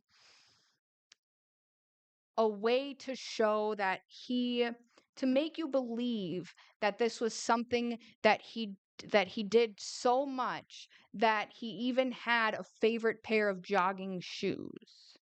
Okay. Now we're talking about somebody who lives alone. Okay. He lived alone. He had a job. He was a very busy person. He was a very busy person. He had multiple jobs. He was involved in the community.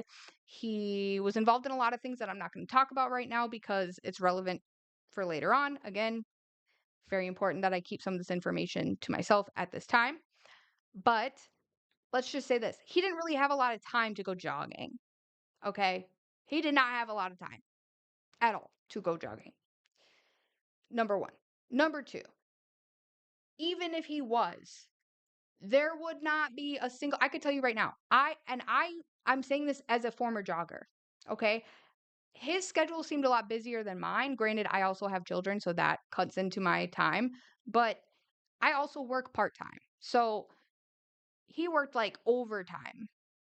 So I would say like him working overtime and the fact that I work part-time and then also have children, I would say that our busyness levels was probably equivalent. And I say probably because I don't actually know his life. It seemed like, or at least it was reported that he had somewhat of a social life. I don't because that's how little time that I have. Okay. I used to jog an hour every day. I used to go, or not an hour, a mile. I used to jog a mile every day. It was like a point of mine to do it. I loved doing it. And I hope to get back into it someday. Life has gotten so busy that I have not had time to go do it. So I can tell you right now, as somebody who has friends and family, I don't even think my husband could tell you my favorite pair of jogging shoes. I do not even think that he would care to know what my favorite pair of jogging shoes are. So I genuinely am curious to know how they know that those are his favorite pair of jogging shoes. His parents lived in a completely different state. They lived in Maryland. Okay. It took them hours driving overnight, supposedly, allegedly, to get to him once they found out that, or once they became aware of the situation and suspicious of his disappearance. Um, I can't imagine that they knew what his favorite pair of jogging shoes were. His sister, it sounds like they said they communicated often, but I'm not sure that she also lived in the same area as him. I think that they just communicated by the phone. Could be wrong on that, so don't quote me on that. But this is not somebody where they have someone in their life that knows them down to the very minute detail of knowing that what their favorite jogging shoes are. I don't have a single friend in my life right now. If you ask call my friends right now and said, what is Stephanie's favorite pair of jogging shoes? They would have no idea. They would have no idea. As a matter of fact, I don't even have a favorite pair of jogging shoes. If they're comfortable and they work, I'm going to jog in them. Okay. So it's ridiculous. It's such a ridiculous thing to say. I think it was just thrown out there because they like to emphasize things, right? They love that word, emphasize. So they want to emphasize what they don't want you talking about or asking questions about. But they're also emphasizing the things that they do want you talking about. They want you to be so caught up on the jogging shoes and the fact that he could have been out jogging that you're not asking if he was even jogging at all. They want you to be so caught up on the fact that they found him wearing his favorite jogging shoes that you think in your mind then now you're thinking, oh, he was for sure jogging because he had a favorite pair of jogging shoes. Only people who jog have favorite pairs of jogging shoes, right? Because you associate that, you recognize that. Now, like as a female, I'll say like, if I'm going to go out to or anybody really, if you're going to go out to a party, you usually have your favorite shirt, the one that makes you look, it's like your favorite. It's nice. It's got this, you wear it on special occasions. You have a favorite shirt. You have a favorite pair of heels. You have a favorite pair of shoes, maybe, right? So I think people relate to that in a way of like, oh, well, if they were wearing that shirt, then they were going out to a party. If they were wearing heels, they were going somewhere, right? So if they say he was wearing his favorite pair of jogging shoes, well, then he must have been jogging then. He was out jogging. Of course he was. Why else would he be wearing his favorite pair of jogging shoes if he wasn't out jogging? It's not like you can't wear your favorite pair of jogging shoes to the store. It's not like you can't wear your favorite pair of jogging shoes to your friend's house. It's not like you can't wear them to work. As a matter of fact, as somebody, like I said, a former jogger myself, jogging shoes are expensive.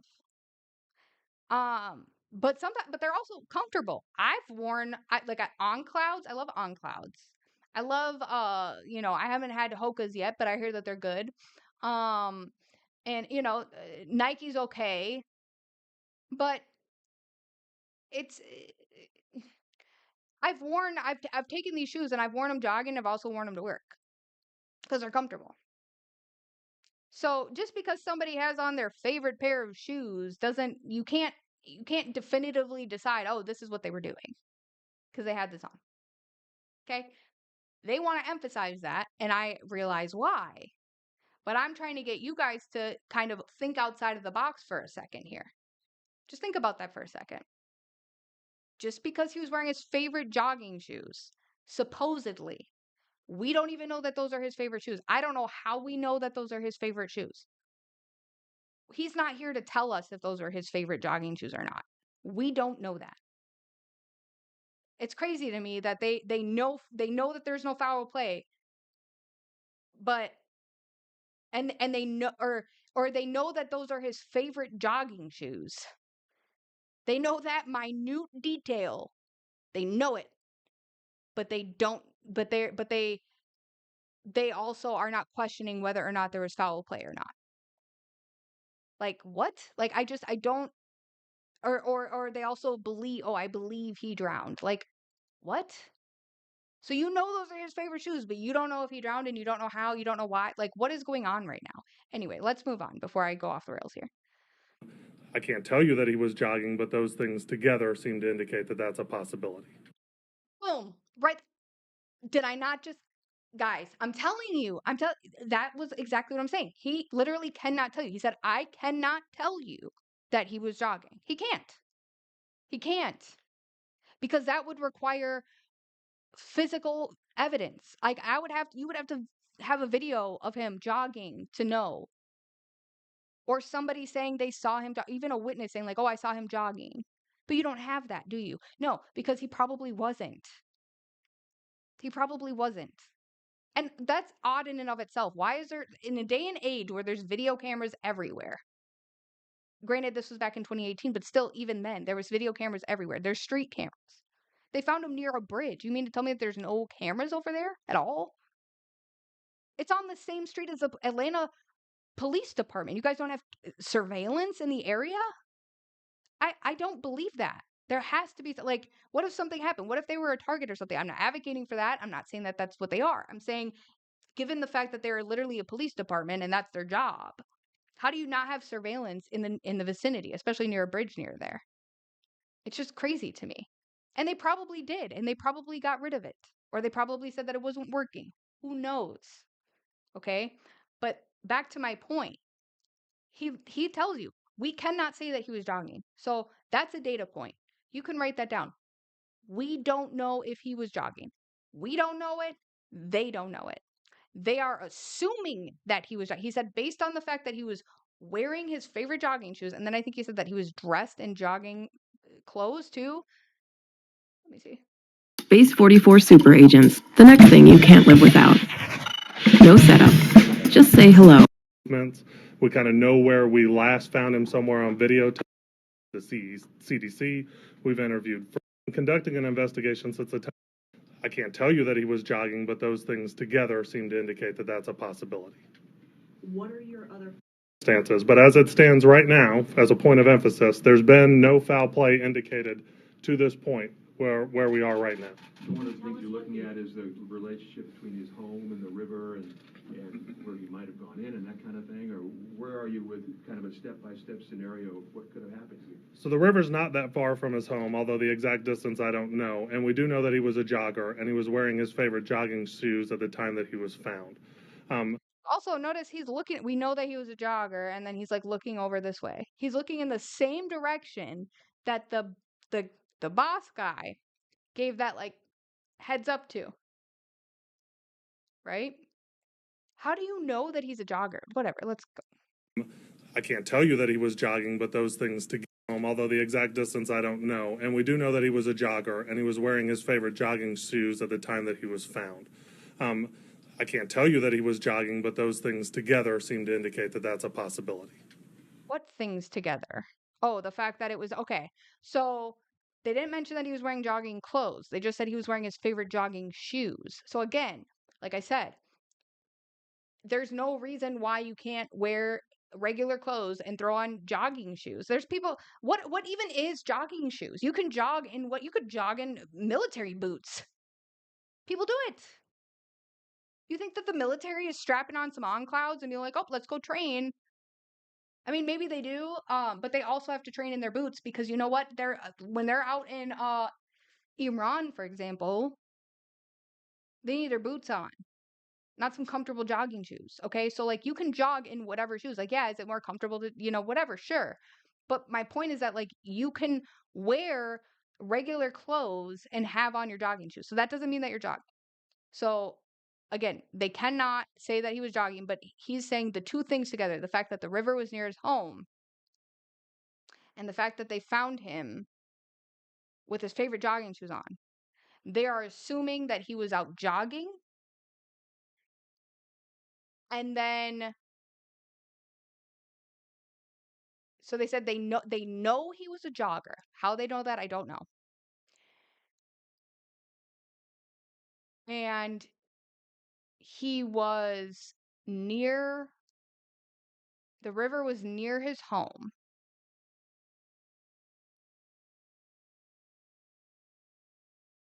So knowing that he was a jogger and that he was wearing his favorite running shoes, they're assuming that he was out jogging. Okay. So if we take that at face value, and we're assuming that he was jogging, right? This man left everything at home. I don't know if you know this or not. We haven't got to this part. Again, this is, like I said, it's going to be a very long series, and we're going to take it piece by piece, and that's why it's going to be very long. And it needs to be, because there needs to be an actual thorough investigation of this. But he left his keys at home. He left his phone at home. He left everything at home. Who goes jogging? I'll tell you this right now. I would not be able to jog without music. I have to have music. Maybe he didn't. I do. So he just went out, was jogging, not listening to music, not a podcast, nothing, just out, just jogging, just listening to traffic and everything else. Maybe it's possible. But why wouldn't he bring his phone? What if there was an emergency? What if, he had to, he left his wallet at home too. Like, so what if you need money? What if, did you lock your doors? Like, how did you, lock your doors? His doors were locked, by the way. That's, again, we'll get into that later on. So his keys were locked inside of his house, which is odd.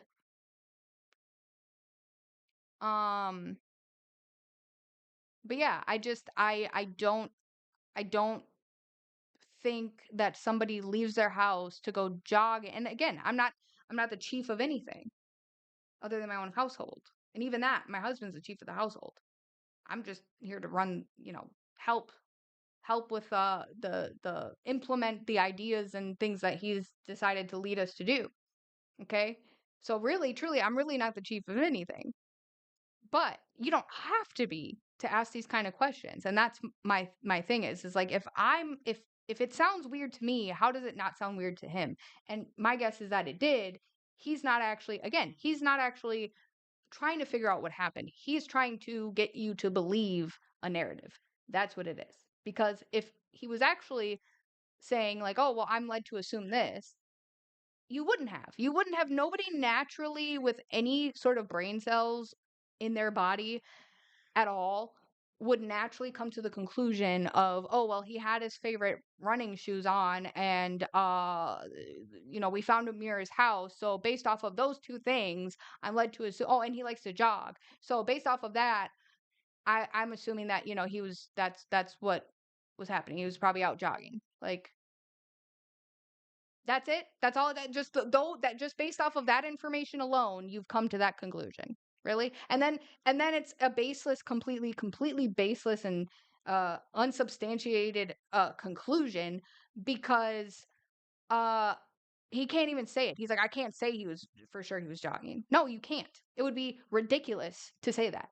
It would be. Because it is. It's ridiculous to even assume it, actually. It's ridiculous to even assume it. Can I emphasize that? Can I put emphasis on that, actually?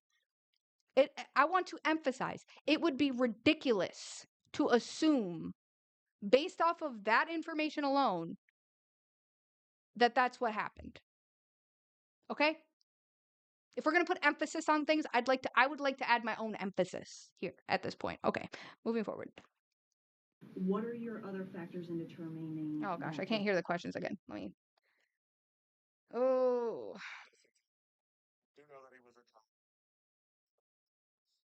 that he was found. I can't tell you that he was jogging, but those things together seem to indicate that that's a possibility.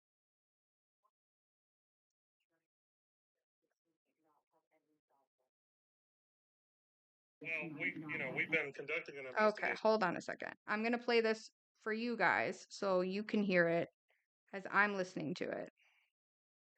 What could have happened here? So the river's not that far from his home. He'll change the distance, I don't know. And we do know that he was a jogger and he was wearing his favorite jacket. That's a possibility. What are your other factors in determining that this might not have any foul play? Well, Okay, so you guys heard her question. I still haven't heard her question. I gotta play it back for myself here. I'm going to mute my mic so that you don't have to hear it so many dang times.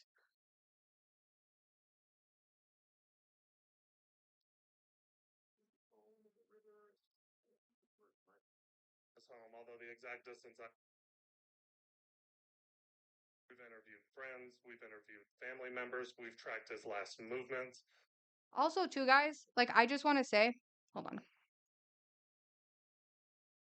I forgot to unmute my mic. I just want to say, because I was re-listening to this again, when he says, "Oh, well, I don't know the exact distance of his home to the river," I'm sorry.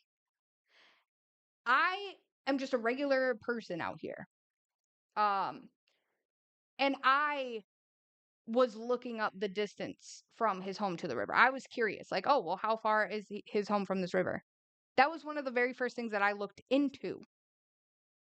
How, as the chief of the Department of Atlanta's police, do you not know that? He's like, oh, I don't know the exact distance, but, like, what? How do you not know that? Like, did you want to know why he doesn't know? You want to know why he doesn't know? Because he didn't actually investigate anything. Actually, like, there was no I'm telling you right now, there was no investigation. There was absolutely no investigation. They were literally told. They were probably told, just like Utah Valley, right? They were literally told not to look into this further. The FBI is going to take over. We're going to take over this investigation. And then they literally just tell them, like, oh, this is what happened. We found the gun here. We don't want you guys involved. Right? I'm just speculating here, but it seems like that's probably the case because this guy doesn't know anything. He didn't investigate anything. He's just telling you what he was told to tell you. That's it. He is not actually investigating anything. He's literally just the face of the department, the person that they trust to answer these questions because he's the person that will not deviate from the pre-planned and controlled answers that he was told to give. And he's not going to give you anything more than that. And that's why he's up there talking. And that's why he's saying the things that he's saying. And that's why he can't actually answer basic questions, a very simple question as to how close was his house to the river. That is a very simple, seriously. I myself, I'm not even, again, not involved in this in any way, shape, or form other than just being a concerned citizen. I was able to find out his home address. Okay, I found out the actual address and I was able to calculate the distance. All right, I know how much his home is worth. I know that it never got sold. I know that his family still owns it. Okay, I know a lot actually about it, way more than this guy does. And granted, okay, we're, several years out here. But at this point in time, this guy had more information at this point in time than I do now. He lives in Atlanta. He works. The police department station is not far from this guy's house, from Timmy Turner's house at all. Okay, he could, like, they were there. They investigated. They were there supposedly looking around, doing all this stuff. You don't know the distance? Anyway, I just thought that was worth mentioning. But back to what. Let's get back to this. Otherwise, we're going to be here for like 10 days just on this one topic. Thank you for bearing with me. I know it's a lot, but I hope that you're getting in. My hope is that you guys will walk away from this with more information than before.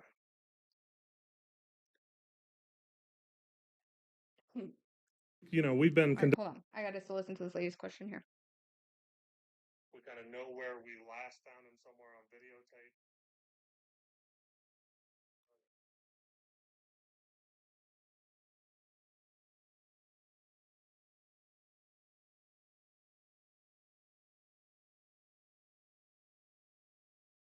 The river's not that far from his home, although the exact distance I don't know. And we do know that he was a jogger and he was wearing his favorite jogging shoes at the time that he was found. I can't tell you that he was jogging, but those things together seem to indicate that that's a possibility. There are other factors in determining that this might not have any foul. Okay. So she says, what are your other determining factors indicating that this might not be foul play? So that's kind of an important question. So let's see what he has to say. Conducting an investigation since the time that we In determining that this might not have any foul play. Well, we've been conducting an investigation since the time that we were notified that the doctor was missing.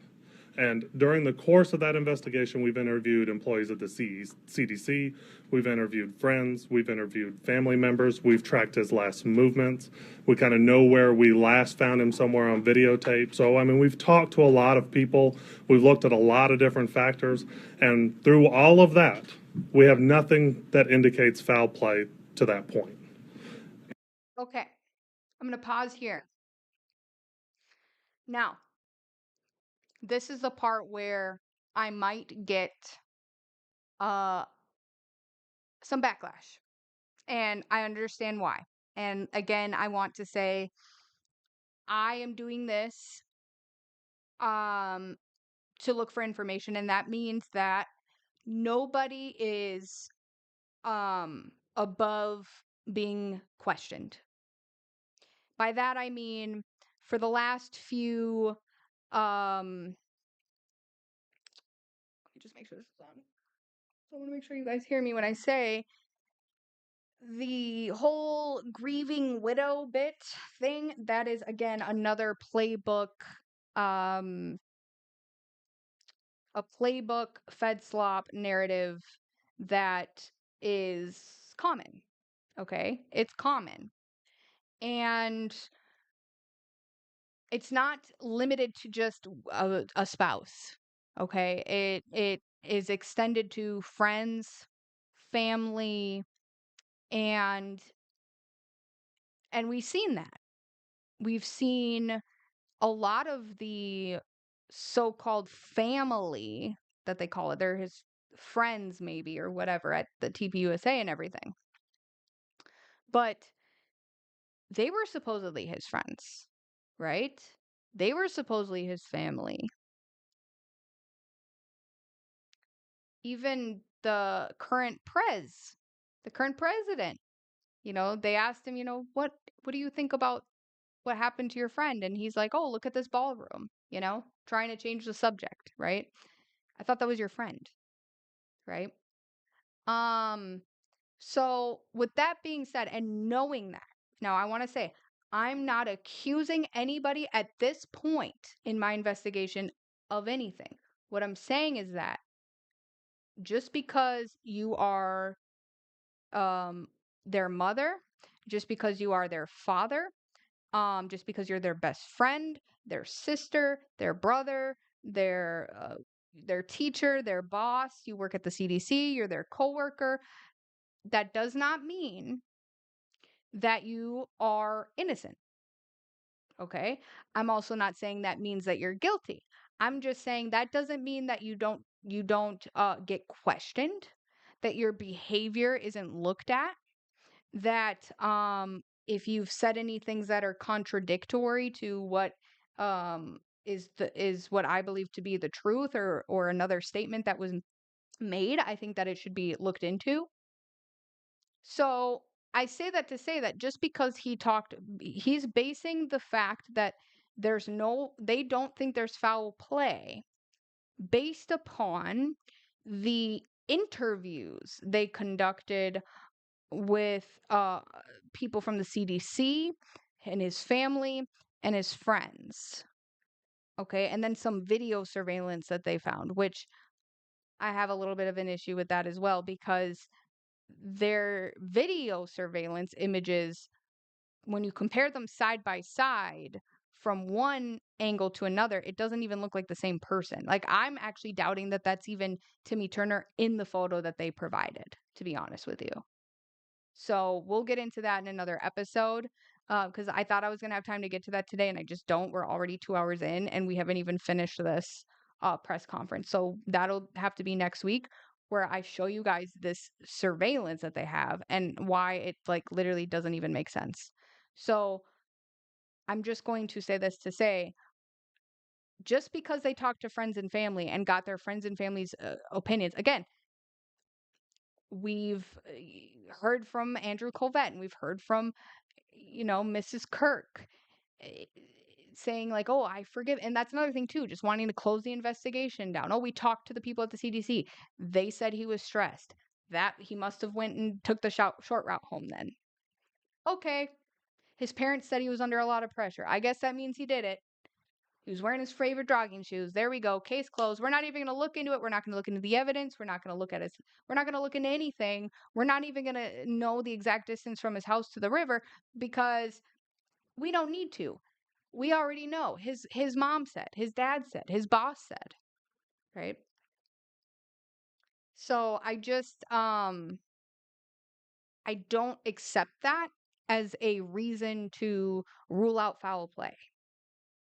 Okay? What makes you think that these people couldn't have been involved? As a matter of fact, it's almost more likely that they were involved than not, actually.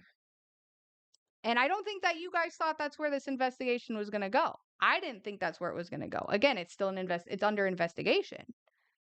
I feel like, because I'm actually doing a proper one. So with this being under investigation, I'm looking at everybody. Okay? Nobody is safe here. And I again, I say this with all due respect. I'm not trying to just come out here and accuse somebody. I'm not accusing, you know, Timmy Turner's parents, friends, family, whoever, of like being complicit in this. I'm saying that I'm not ruling that out either, is what I'm saying. I'm saying that it's almost more likely. I'm not saying that it is a fact. I'm saying it is likely to be the case, because if you look at similar cases, like, for example, CK's, right? It required their involvement in order for this to happen, in order for there to be a cover up. They had to be involved. They had to have the, you know, them going and grabbing the SD cards from the camera. Someone had to be involved in that. Someone had to be involved in making a video of themselves recording. Oh my gosh, he's been shot. He's been shot. There had to be um theatrics, and there had to be the forgiving of Tyler Robinson, even though he hadn't even been, he was, supposed to be considered innocent until proven guilty, but it had basically already been decided that he was guilty. So there had to be all of this orchestrated and everybody working together in order to pull the cloak over everyone's eyes to make people believe these things, right? It requires these people to work together, because otherwise it wouldn't work, right? So that's where I'm at on that so far. Again, it's something I'm looking into. It's something that I'm not taking off of the table, is what I'm saying. And I will say one thing.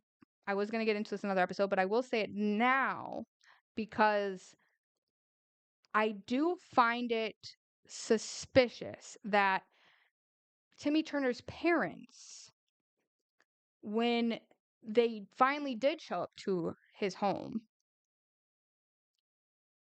they cleaned it up. They cleaned up a potential, remember I said that was a data point when they blocked off the river, right? They're like, nope, don't touch. We can't touch. We need this for evidence. The parents came in and completely cleaned up the home. They cleaned it up from top to bottom. They tampered with a crime scene, is what they did. And I'm gonna find the report of there was a news report, and I'll play that on the next clip or on the next episode, where one of the reporters was saying, had this have been a murder investigation, this would have been a huge loss for the prosecution if this was a murder investigation. At that point in time, how can you don't know if it's a murder investigation or not. You're just automatically going straight with the narrative that this man took the short route home. What if it was a murder investigation? What if they did just come in and I know people are like, well, why would his parents wouldn't do that? Why would his parents? How do you even know that those are his parents? Do we even know that those are his parents? I'm saying, like, for us, the everyday people. If it wasn't for the media telling us that those were his parents, how do we know that those are his parents? Because they told us? Don't you find it a little odd that his parents are like not asking questions like we are? Like, we care more about, it seems like we care more about what happened to Timmy Turner than his own parents do. Okay. And I know that there's arguments that are like, oh, well, they're scared too and whatever. And maybe that's the case. Again, like I said, this is an open investigation. I'm just saying they're not above being questioned just because they're his parents and just because and again, we are now 8 years out from this. So there's no grieving, nothing. I mean, you're always grieving the loss of a child, and I feel sorry for them, and I hope that to God that it never happens to my own children. And but God forbid it, if it ever did, I would never stop asking questions. You would have to kill me. As a matter of fact, I'm risking my life right now even bringing this up to you guys. I'm telling you right now, if there was some sort of conspiracy to kill Timmy Turner for something that he knew. Okay? And I am now and they actually did do that. What on God's green earth makes you think that they wouldn't take me out tomorrow morning if they felt like I was going to be a threat to that? To expose that? Keep that in mind if you don't see me here next week, by the way. If I don't show up, one of you guys has to raise the alarm somewhere.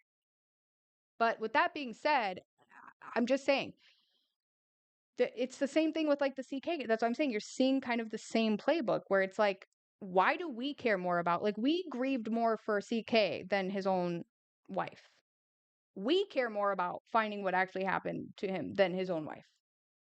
Again, same with Timmy Turner. It's like, why? And his parents saying once he's found is like, no, like, we just want him to rest in peace. Again, case closed. We just want to be done. We just want him to rest in peace. Like, what? I'm sorry, but if that was my son, he's not even my son, and I want to know what happened. This is ridiculous. So again, I'm not accusing them of anything. I'm just saying I find it to be a little odd, is all. I find it odd that they came in and cleaned up his house, not knowing what had happened to him. I will tell you this, I had my son, one of my sons actually did go missing. He got out of the house and we couldn't find him. We realized within 10 minutes because the house was quiet. He's one of our loudest kids. And we're like, that's weird. Why is it so quiet? And we noticed that the front door was unlocked, and we noticed that he must have left then. And it was, I will say, the worst hour of my life. Every single second that he was gone, it felt like days. Every second felt like a day. It was like time was taking too long to find him. And it was quite honestly the worst time of my life. I can tell you right now, we called the police right away. They came to our house. My house I have 3 kids. I have, it was a crazy time at that time. And my house was definitely not in a condition to have company over. It almost rarely ever is. Let's be honest. Okay. So, but when the police came and were like, well, we need to check the house first. We just want to make sure he's not hiding, whatever.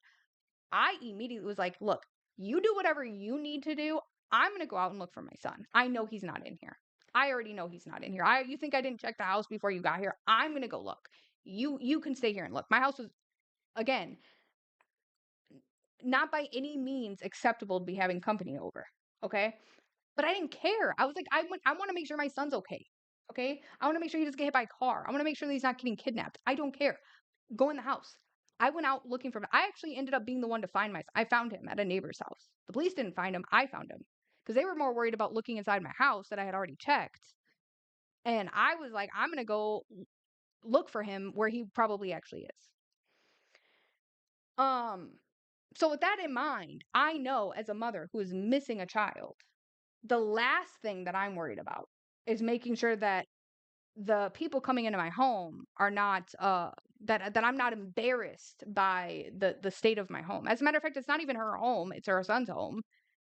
And as a matter of fact, wouldn't you want to leave like, how do you know that he left it like that? How do you know that he wasn't kidnapped and that's why everything's in disarray and there's all this stuff everywhere? How do you know that? You just automatically come in and automatically assume that he's left the place a mess. And maybe it's like, oh, I know my son. He's always lived like that. He's always been messy. Fine. But still, you don't know what happened. You're coming up and cleaning everything almost as if you know. And also, like, what are you doing? Aren't you trying to figure out where your kid is? Why are you in here cleaning up? Go look for your kid. And I get it, he's an adult, he's a grown man or whatever, but she stated in one news article that she was like, or on it was a video, it was a news station, and she was giving her report that the whole drive down here, she was just a nervous wreck. Like, it was the worst drive of her life. It was the worst time of her life. She was just completely distraught. It's like, okay, so you just had you couldn't wait to get here. You were literally like on pins and needles, just crying, devastated, trying to find your son. And the moment you get here, the moment you get to Atlanta from Maryland, your first thought is, oh, I need to clean up his house. No. Something about that seems off to me. Seems very off to me. Okay. And I don't think, I haven't seen anybody talk about that. I haven't seen anybody. I've seen a lot of people like, oh, I feel so bad for the parents. I wonder why they're not asking things, blah, blah, blah. I've seen a lot of that, which is understandable. And I think that's why. I think that's why they put, if we're going to assume that there's things that exist like handlers, for example, if people are given handlers, I think that's why people's handlers are like their spouse, for example, or their parents potentially, because those are the type of people that everyone else recognizes as above scrutiny, right? They're above they're untouchable. You can't ask a grieving mother if she helped clean up a crime scene for her son that has just apparently committed some sort of unaliving. That would be absolutely criminal. That would be ludicrous. How could you do that? Why would you do that? Why would you accuse somebody of that? Okay? Um yeah, I understand. It's one of those things where it's like you wouldn't want to do that. Who wants to do that? Nobody wants to believe that someone would do that. But again, like I said, if it wasn't for the media telling us that those are his parents. Okay. Have you heard of them since then, by the way? Has there been any sort of um hey, we just want to acknowledge and thank everybody who donated and helped try and find our son. We're devastated. You know, they were all in the media while he was missing. There was absolutely no media coverage, or at least that I can find. Maybe there was at the time and now it's been scrubbed and it's deleted and whatever. But I'm having trouble finding anything since then. Now there's been a few updates on social media of like, oh, we miss you. We went on vacation. Mind you, they're very luxurious and lavish vacations. Keep in mind, uh, Timmy Turner's father was also in the military. Timmy Turner actually, as a child, I don't know if you knew this, but as a child, he was born in Alabama.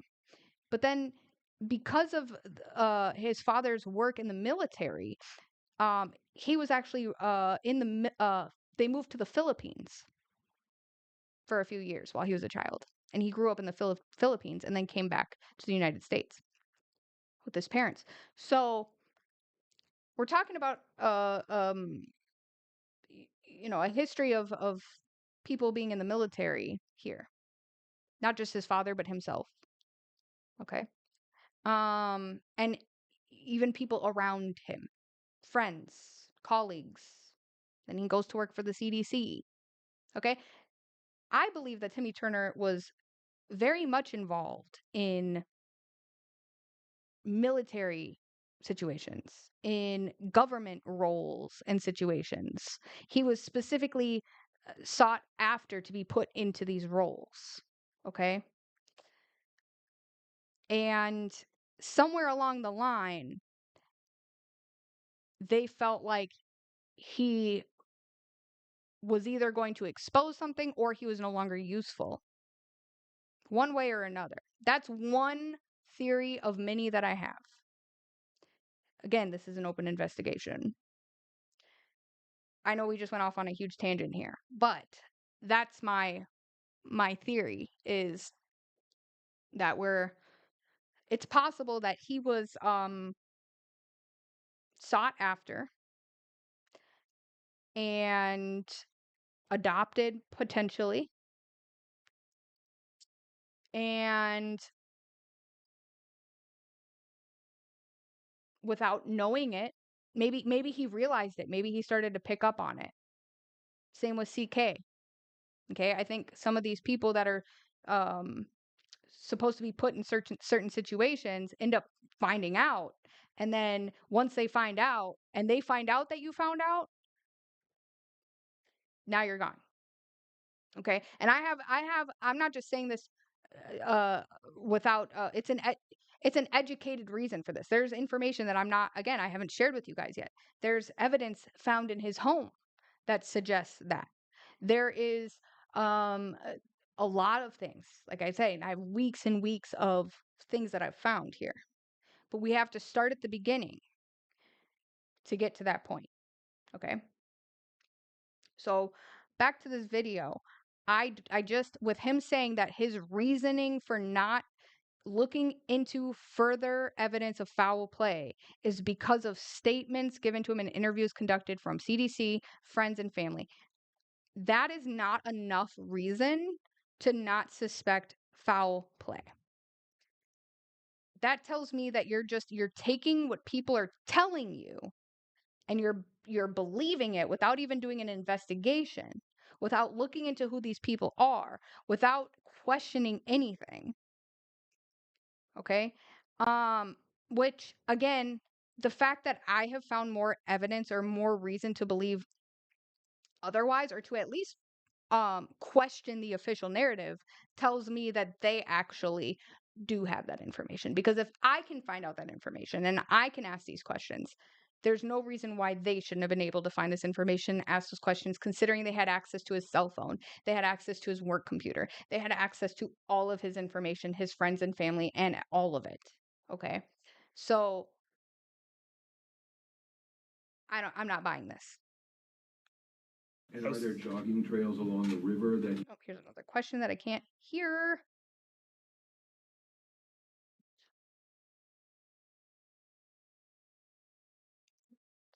We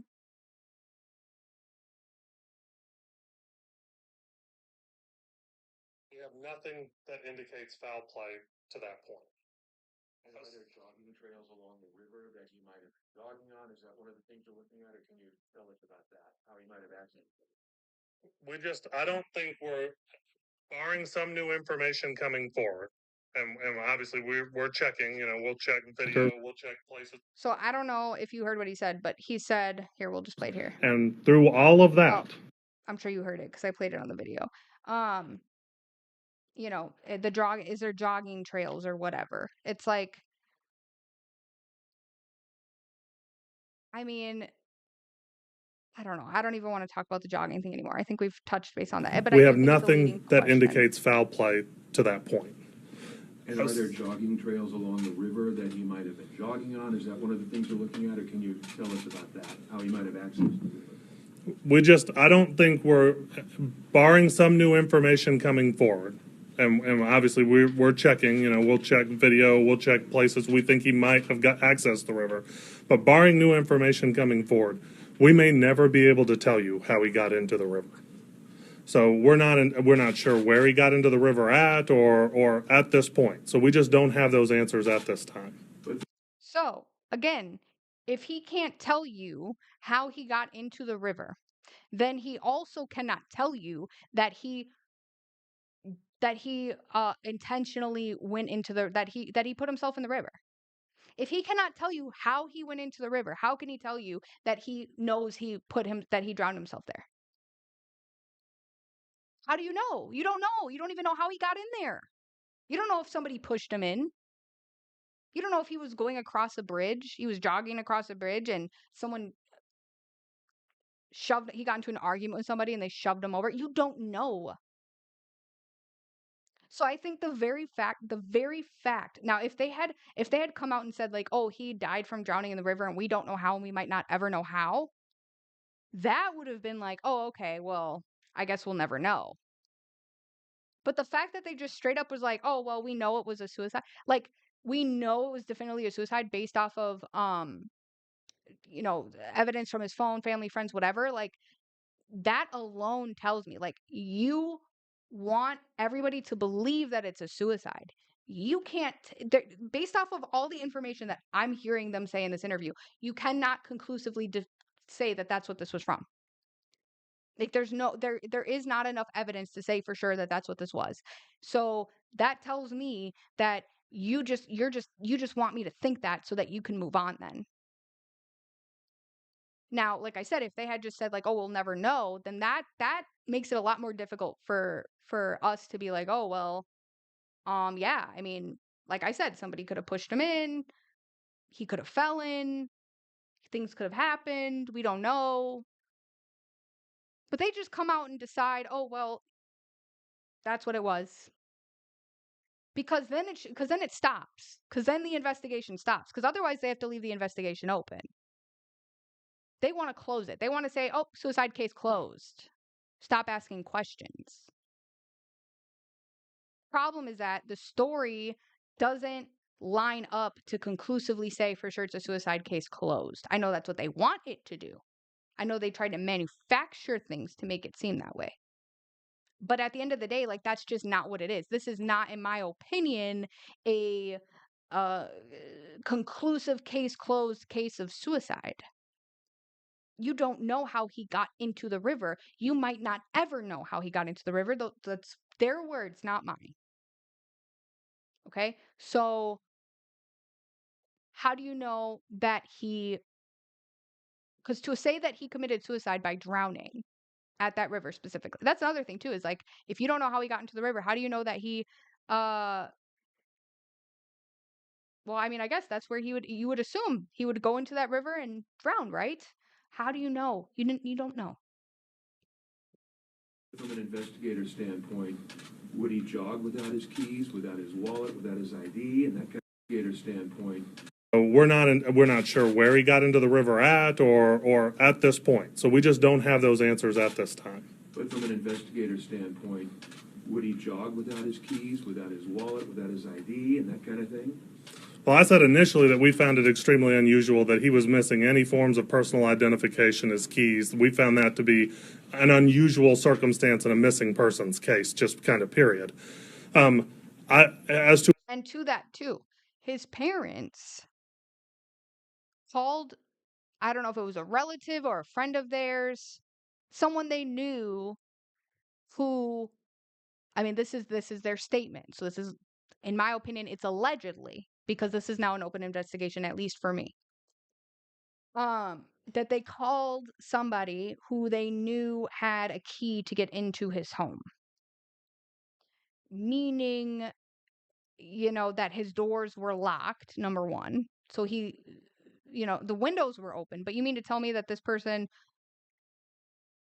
who was apparently extremely intelligent and gifted even was like, no, I'm gonna lock my dog in my house and I'm gonna open up the windows and I'm gonna climb out. And I believe it was the top window, so it's like, how did he even get down then? I mean, instead of just bringing his keys with him, locking the door like a normal person. Like, no, they want us to believe that he,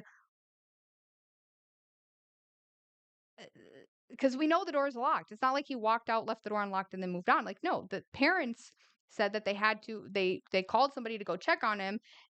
That they knew had a key, so that if the door was locked, they could get in, and they did. Okay, that's how they found apparently that all of his stuff was there or whatever, and that it was weird and that he wasn't home. And then of course, then they show up and start cleaning up everything, which is again also odd. So yeah, it is suspicious that he wouldn't bring any of that stuff with him. It just doesn't seem like it makes sense. None of it makes sense. Also, too, like if you're gonna go and take the short route home, why would you put emphasis on wearing your favorite jogging shoes or getting ready to go jogging? Like, why would you do any of that if that's what you're gonna go do? Why would you leave your dog? Nobody leaves their dog behind. They would probably ask a friend and be like, "Hey, can you take care of my dog?" You know, hopefully forever, but like not actually say it and then like go and do whatever they're going to do so that they know their dog's okay. Like nobody intentionally, he loved that dog. From a lot of the reports that I found, he loved that dog. He was with that dog every day. Okay? So nobody's going to leave their dog without food, water, or anybody and go do that. I don't care how hurt you are. Okay? There's not a single depressed person I know they might be depressed and they might even want to take it as far as that. And I hope not. I hope that anybody, especially anyone close to me, if you feel that way, please reach out. Even to me, we will have a conversation. But they would find a place for their dog. They would bring it to a shelter if they had to. They would not just leave their animal there. Nobody would. Okay? I don't believe that Timothy would. to his personal habits, I can't say. If he didn't intend to purchase anything, maybe he didn't, need his wallet. I don't really know why he didn't have the things that he had in his pockets. I do know that we recovered 3 crystals from one of his pockets, and he was an avid collector of these kind of. Did you see that? Look at how he looked over somewhere and said, we recovered 3 crystals from his pockets. That's another thing. That's going to have to be another episode, but the 3 crystals is weird. The 3 crystals is weird. I have information about the crystals. I would like more information about the crystals. If there's anybody who knows I would like to know one of the things I don't know and would like to know are what specific crystals were in his pockets. That's what I would like to know. But pay attention to how he looks over to the side when he says If he this. didn't intend to purchase anything, maybe he didn't, need his wallet. I don't really know why he didn't have the things that he had in his pockets. I do know that we recovered 3 crystals from one of his pockets, and he was an avid collector of these kind of crystals or rocks or rare stones, and 3 of them were located in a pocket in his clothes. See how he looked over and he's like 3 of them, right? Like it was 3 exactly, right? That's how many were in his pocket. Like it's weird. I don't know what to make of that because I'm still on the fence of like, is this another Is this another insignificant added detail to get people to be talking about the crystals instead of talking about, uh, what actually happened to this guy? Maybe. Do they actually have some significance? Also, maybe. I would like to know, was he actually an avid collector of these crystals? That's what I would like to know.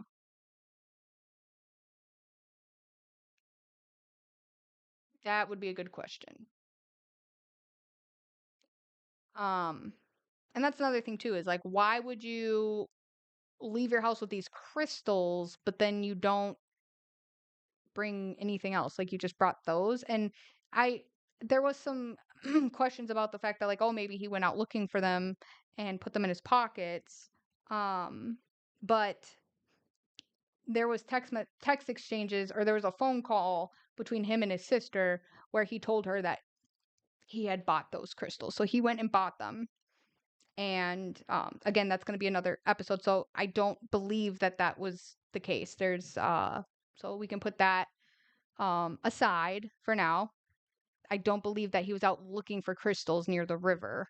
I think that he bought those crystals based off of the conversation that he had with his sister, allegedly, so far.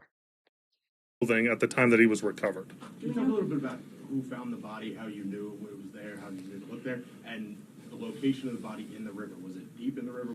Located in a pocket in his clothing at the time that he was recovered.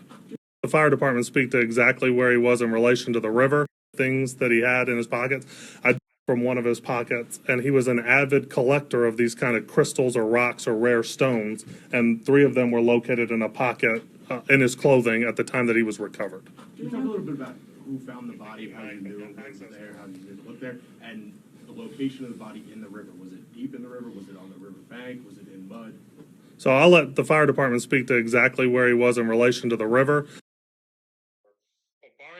Hold on a second, because I'm sorry guys, but I cannot hear on this.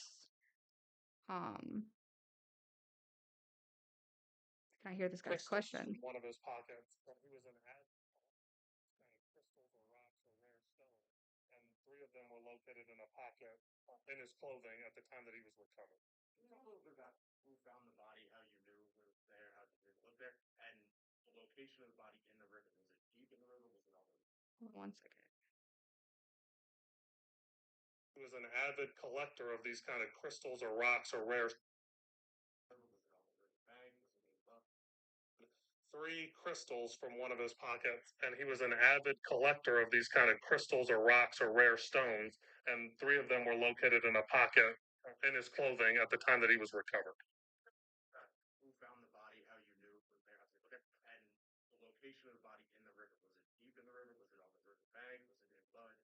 So I'll let the fire department speak to exactly where. All right. All right, guys. So this is gonna have to be the last question that we go through, because I was not anticipating this to go the way that it went. I honestly thought that I would be able to do this whole video in like 1 hour, and it has been like almost 3 hours just in this one video. So I'm gonna let this reporter ask his one last question here, and then I'm going to give my opinion on that question, and then we're gonna finish the commentary on this video next week. And then if we have enough time next week, we're gonna start to go into some more details, and I might throw them in here and there next week as well. But as we continue along, we're going to start to go through more and more details that were not brought up during the investigation, things that seem very odd to me. Again, like I said, with the parents cleaning the house and things like that, it's very weird. So I'm going to let him ask this question because I think it's an important question. Not because what he's asking is important, but because the fact that he's asking it and the timing in which he's asking it. So let's listen to that here. And 3 of them were located in a pocket in his clothing at the time that he was recovered. Can you talk a little bit about who found the body, how you knew it was there, how you did look there, and the location of the body in the river? Was it deep in the river? Was it on the river bank? Was it in mud? So I'll let the fire department speak to exactly where he was in relation to the river. How we found out was there were a couple of gentlemen that were fishing, and they notified 911. Can you talk a little bit about fishing? Did they found the body? They pulled the body up? Any more information? They just saw the body and notified 911. Okay. Mm-hmm. And maybe. Okay, one thing here. I need to re-listen to the ending of that because I didn't catch that part. Hold on a second.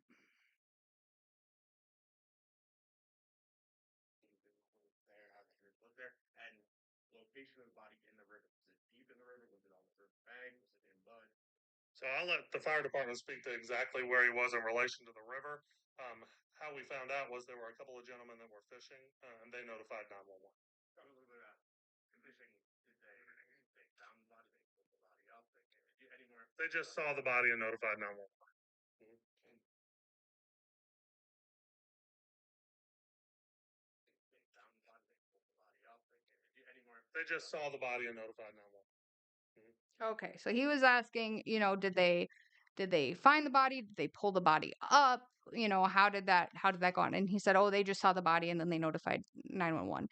Um again, two gentlemen fishing on a Tuesday night at 9:30 p.m. And again, he said, "Oh, I'm going to let the fire department speak on that one." Um why? You are the chief of police. Why does the fire department need to tell you how they found how he was found? That's what I don't understand. Like when people asked, "Oh, why is there no," or when the question was asked, like, "How do you know there's no foul play?" And he's like, "Oh, well, I know because I interviewed the people at the CDC and I interviewed friends and family and whatever. And so I know." They don't tell us what was said in the interviews that made them believe that. He doesn't go into detail of that. He just says, "Oh, they said, I had a conversation with these people, so I know there's no foul play. I talked to his friends, family, his boss, don't worry about it. It's no foul play." But then when it comes to them asking about like, "Oh, well, was he, how did they find the body? Was he in the water? Was he not in the water? How did they pull him up? Like what, He's like, "Oh, well, I'm gonna let the fire department talk about that. I'm not gonna get into that." It's like, yeah, okay, because you don't want it, that because that's his role. That's the thing, is they all were required to remember specific, like they were all required to give certain statements and certain answers to certain questions. This person asked him a question that he wasn't given the answer to give. The fire department, who went to go get him out, they were the ones. So he doesn't want to misspeak. He doesn't want to answer for the fire department because he wasn't given the lines, the director's cut, if you will, to give that information. Okay? That's why when the other gentleman over here was asking, "Oh, can I take your questions?" And then people started asking questions and they're like, "Oh, no, we did not plan for this guy to be answering your questions. You need to step up. Get over here. Get over here. What the heck?" And then that guy's like, "What the heck are you doing? I'm gonna beat you up after this. You're getting your butt whooped after this. We're gonna meet you in the parking lot. That's it. You're gonna be next." He told him. That's what he said. "You're next." Of course, I don't know that for sure. But based off the look on his face after he had some words whispered in his ears, I'm wondering what was said to him. Like what was that about? You can take a bat to his legs? I don't know. I wouldn't want to know. I mean, look at this guy. He's just looking straight at me. Like, stop it. Stop talking. Stop asking questions. Another thing too is that question, if you want, again, like I said, go back and listen to these questions on your own. But he straight up said, he's like, "Was the body in mud?" Why would you ask that question? Like, why is the reporter asking such specific questions? Like, was he submerged in the water? Did they pull him up out of the water? Was he covered in mud? Was he in the mud? Because I know, or at least I know from what was reported, is that they found him at the end. He was actually, they said he was stuck in the mud. Like, basically, like his body was like on the side of the river. Gosh, make sure I thought it was muted. I was gonna cry. They thought they saw his body. It was like stuck in the mud, like it wasn't moving anywhere. Like it was just. They almost made it sound like half his body was like in mud, and then the rest was just like out. Again, it's 9:30 p.m. at night. It's dark. I don't know what they're doing. Apparently, they're in a remote location that's very difficult to get to, and they see his body, and they're like, "Oh, I'm calling 911." Okay. I don't believe that, but that's what they said. But the fact that the reporter is asking at this time, and that the timeline is crucial here, is this is the official press conference of them telling you the information of like, oh, we found him. This is how we found him. This is what we believe at this time, yada, yada, right? How does the reporter, why is the reporter specifically asking, like, was he in mud? You know, because at some point down the line here, they do then push out the story that that's how he was. They say he was found face up, um, submerged into mud on the side of the river. And I think that the reason why that was a planted question or a um I don't know what you call it, but basically just like a leading question almost.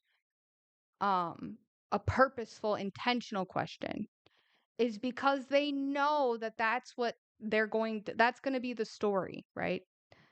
The story is that he was covered in mud there. And the reason being is because they try to then say that he was actually, based off of his decomposition status, that they believe that he had been there the entire time, that he had been since the day he went missing. That's where he was. He was in the river the entire time. And the reason why they missed him, even though they were going up and down the river and had dive teams and had all this stuff and all the gadgets, the reason why they couldn't find him, despite all of their training and access to very good equipment in order to find people, uh, that they were unable to locate him or they didn't see him there because of the climate in which the river goes up and it goes down. It goes up and it goes down because of rain, because of weather. Um Again, I'm not buying that. It's like, okay, well, if the river's up, cool. You have dive teams for a reason, right? You have training for a reason, right? If the tide is lower, like, okay, well, then you would be able to see him because it's lower. Um, but the truth is that they weren't actually looking for him, so that's why they didn't find him. The truth is that the it's my belief, I guess. It's my belief that that's the truth, and my belief is that there's no the fishermen found him and didn't get any some sort of like reward or anything because they didn't actually there was no fisherman that found him. That's my belief. Until I have I'm gonna go ahead and use the same words that they do. Until I have more information that suggests that there was actually two fishermen that found this guy, I have reason to believe that there actually was not actually. Um so yeah, I thought that it was compelling that they're asking these questions of, you know, was he underneath some mud? Did they find him under mud? Like it's a river, my guy. Like what do you think? What do you how do you think like why do you care? Why is that that is why did you think to even ask that question? That's my question. Why did you even think to ask that question? Like why do you think as a reporter like do you think anyone's at home like I wonder if he had mud on him? Do you think there was mud at the river? Do you guys think? That would be crazy, right? If he was covered in mud? Do you think he was covered in mud? Nobody was asking that question. People are like, did he know something at the CDC? Did he see something he shouldn't have? Did he make someone angry? There's people questioning his sexuality, right? Not one person was at home like, I wonder if they find his body, if he'll be covered in mud. Not one that was not a question that anybody wanted the answer to. Not even this reporter wanted the answer to that question. They were just told to ask that question. Because they need in this press conference at some point, that needs to be in the narrative, that needs to be said, because it goes along with their narrative of like, oh, well, he was there the whole time. The mud was probably just holding him there. That's why we couldn't find him. Right? That's my belief anyway. All right, this video is incredibly long. I would like to try and make and keep these to a minimum of like an hour moving forward. I can't help myself when I get into these, because I'm like, I have so much information. Like, you guys, like, I just want to just tell you everything in one video. And like I said, I could do that, but I thought it would be like a 5-hour video, but we're 3 hours in and we haven't even finished this press conference video. So it would probably just be like a never ending 24-hour long video. It's just not possible for me to do. But yeah, I do encourage you to go back, watch this whole conference, and tell me what you think in the comments. I would love to hear your guys' opinions. I am this whole thing is just, it's crazy to me. Shout out to gosh, let me pull up his thing here. One of my followers, my subscribers, mind you. Oh, didn't want to show you that yet. That's for another day. Let's see. I'm gonna pull up my.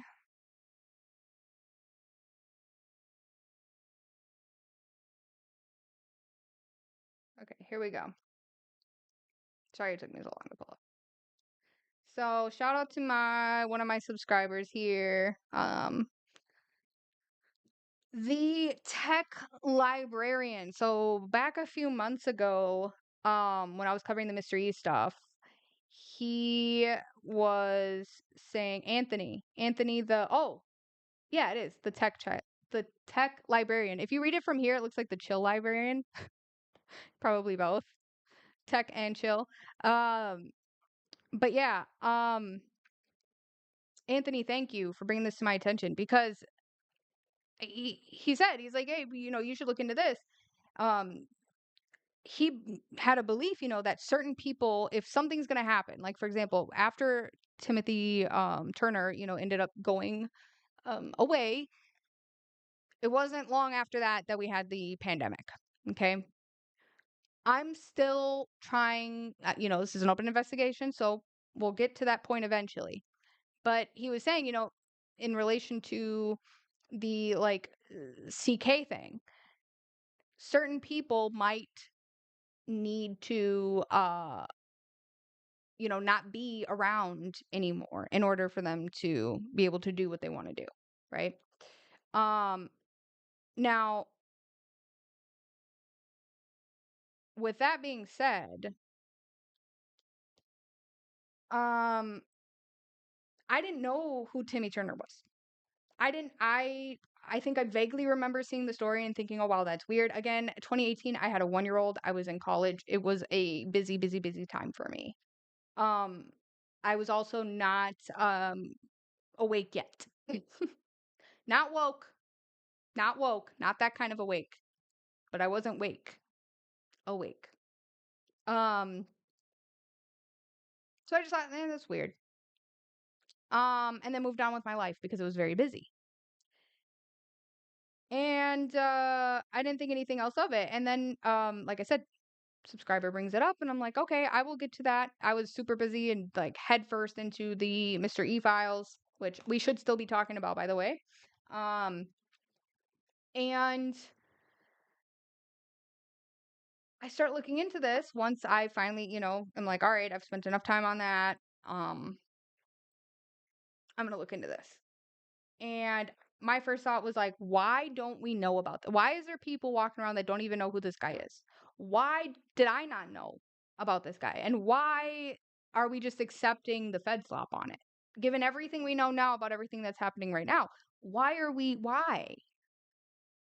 So yeah, so thank you for bringing that to my attention, because I wouldn't have even known about him otherwise. And he deserves to be talked about. He deserves for his story to be told, and um he deserves to be he deserves for the truth. You know, this is somebody, and we're going to get into that. We're going to talk about his character and who he was as a person, but as far as I know so far, this is a person who advocated for the truth, who was serious about the truth. And again, that might be one of the reasons why he's no longer with us, but I think that deserves respect. And I think he deserves his story to be told.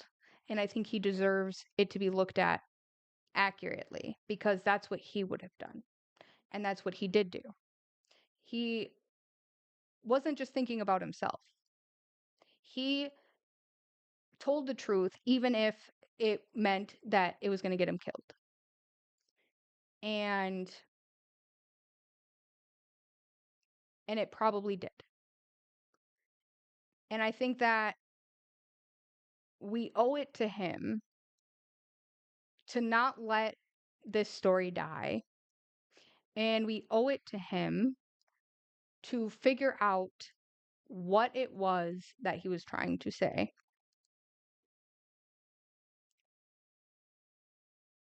And regardless the outcome, at a minimum, you know, we deserve to not forget about it, because these are the heroes that you don't hear about. These are the heroes that don't go in the history books. These are the heroes that get quietly snuffed out and swept under the rug. And I don't want to allow that. It shouldn't be allowed. I want to live in a world one day where someone like Timmy Turner, it's even sad that I can't even say his name without risk of this video not reaching people, which is my goal. Okay? My goal is for as many people to see this as possible, so I have to be careful. But my goal is for him and people like him to be the people that are in our history books. The people that we learn about. The people that their legacy continues to go on. The people that we should try to be like. The people that everybody should strive to be like. That's what needs to be talked about. So that's my take on that. We are nowhere near done. We are just scratching the surface, people. So, like I said, buckle in, strap in. It's going to be a wild ride. It's going to be a wild, wild ride. And I fully anticipate and expect there's going to be attacks. They're going to say that, they're going to probably try to say that I'm crazy, I'm demonic, I'm attacking people. Again, I'm racist. That's why at the beginning of this video, I had those disclaimers. I told you who I am, told you what I believe. I'm a Christian. I don't hate anybody. Okay? So as soon as they start trying to say these things, I just want you to understand that it's not true. It's not true. They're going to try to discredit me at a minimum, and at a maximum. At the worst thing that they're probably going to try to do is probably try to kill me. That is a possibility. Again, those are the things, doing this type of work, reporting on things that they don't want you reporting about, or saying things that they don't want you to say, it's dangerous, guys. Like, it is dangerous. I'm not afraid for my life. I'm not going to allow that reality to control what I do, but it's still a reality nonetheless. So with that being said, please like this video. And if you haven't already, please subscribe. A lot of work goes into doing this, and a lot of time goes into figuring out this information. And like I said, it's a huge risk for me to make this information and provide it to you. So You don't have to, you don't have to like, you don't have to subscribe. But if you care about this kind of work and you care about the people who care about it, like me, I would greatly appreciate it if you could like and you could subscribe and share with your friends, so that they can learn something too. And, again, same with the CK situation and everything. Like, this is a group project. I'm just sharing my notes. Okay? Feel free to chime in. Feel free to send me stuff. If you think that I got something wrong, I'm open to being wrong. Please send me what you think. I'm open to all of it.